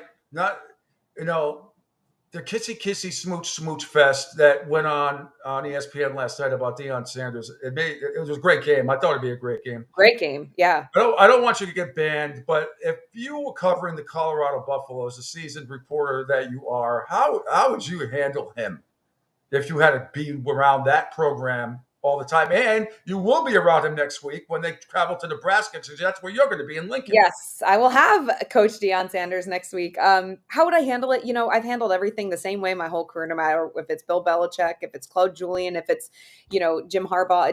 You just deliver the questions. You expect certain responses. I mean, you and I were both in that press room many times, years on end with Bill Belichick. And it could be extremely stressful sometimes. Certain reporters, especially when stuff would come up, outside of football, the Tom Brady, Bridget Moynihan relationship, like all the distractions, everything like that. And you could kind of cringe when someone would ask a question and you knew how Coach Belichick was going to but I've always been one of, you don't have a forecast as to what these coaches, how they're going to react, right? Same thing with me running into the halftime, trying to get a coach while I'm running on the field. Like, I don't know how he's going to respond to me. You just have to ask the questions, be a professional, and let the facts unfold. It can be difficult covering. Listen, it's a competitive environment. Everything we do, every coach we interview, every player, it's extremely competitive. Deion Sanders is a fiery guy. He was when he played. He is now, and this is what he's all about. So I don't cover him on a day-to-day basis. We will handle it next week as we always do every team.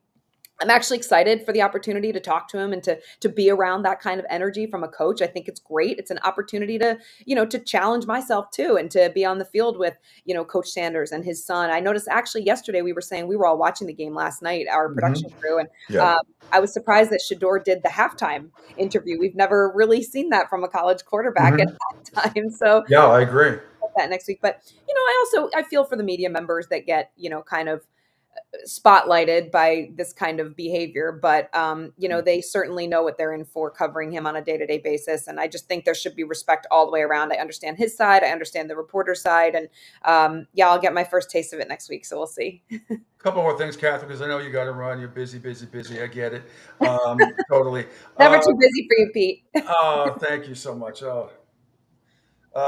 Working with Noah Eagle, I certainly know Ian.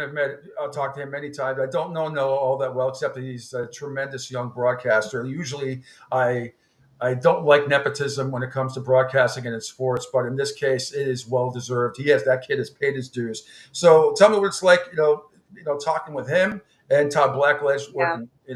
What's that like? They're the best. I mean, I've learned so much from both of them. Noah, to your point about nepotism, I mean, he defies that he bucked that trend a long time ago. He's an incredibly smart young man, had a great education at Syracuse. And of course, we hear a lot about coaches' sons becoming great coaches. I mean, Noah learned from the best. He learned from his father, very similar to what we've seen Kenny Albert learning from his father. So he's amazing at what he does. He did a tremendous job with basketball in Paris, covering, both men's and women's. He is a student of the game, if you will. He is so well prepared. He knows everything about everything. I'm like amazed. He's fun to be around. He's got that like young, hip, vibrant energy. And then you combine that with Todd, whose knowledge of college football is just it's indescribable. I mean, he's been around the game his entire life. His dad was a coach. He played at Penn State. He played a little bit in the league, and then now he's just been he's known college football his entire career. So it's awesome to be here. I think the three of us each bring something different, and I love being a fly on the wall and listening. Even at the dinner table last night, I'm just like listening to the stories.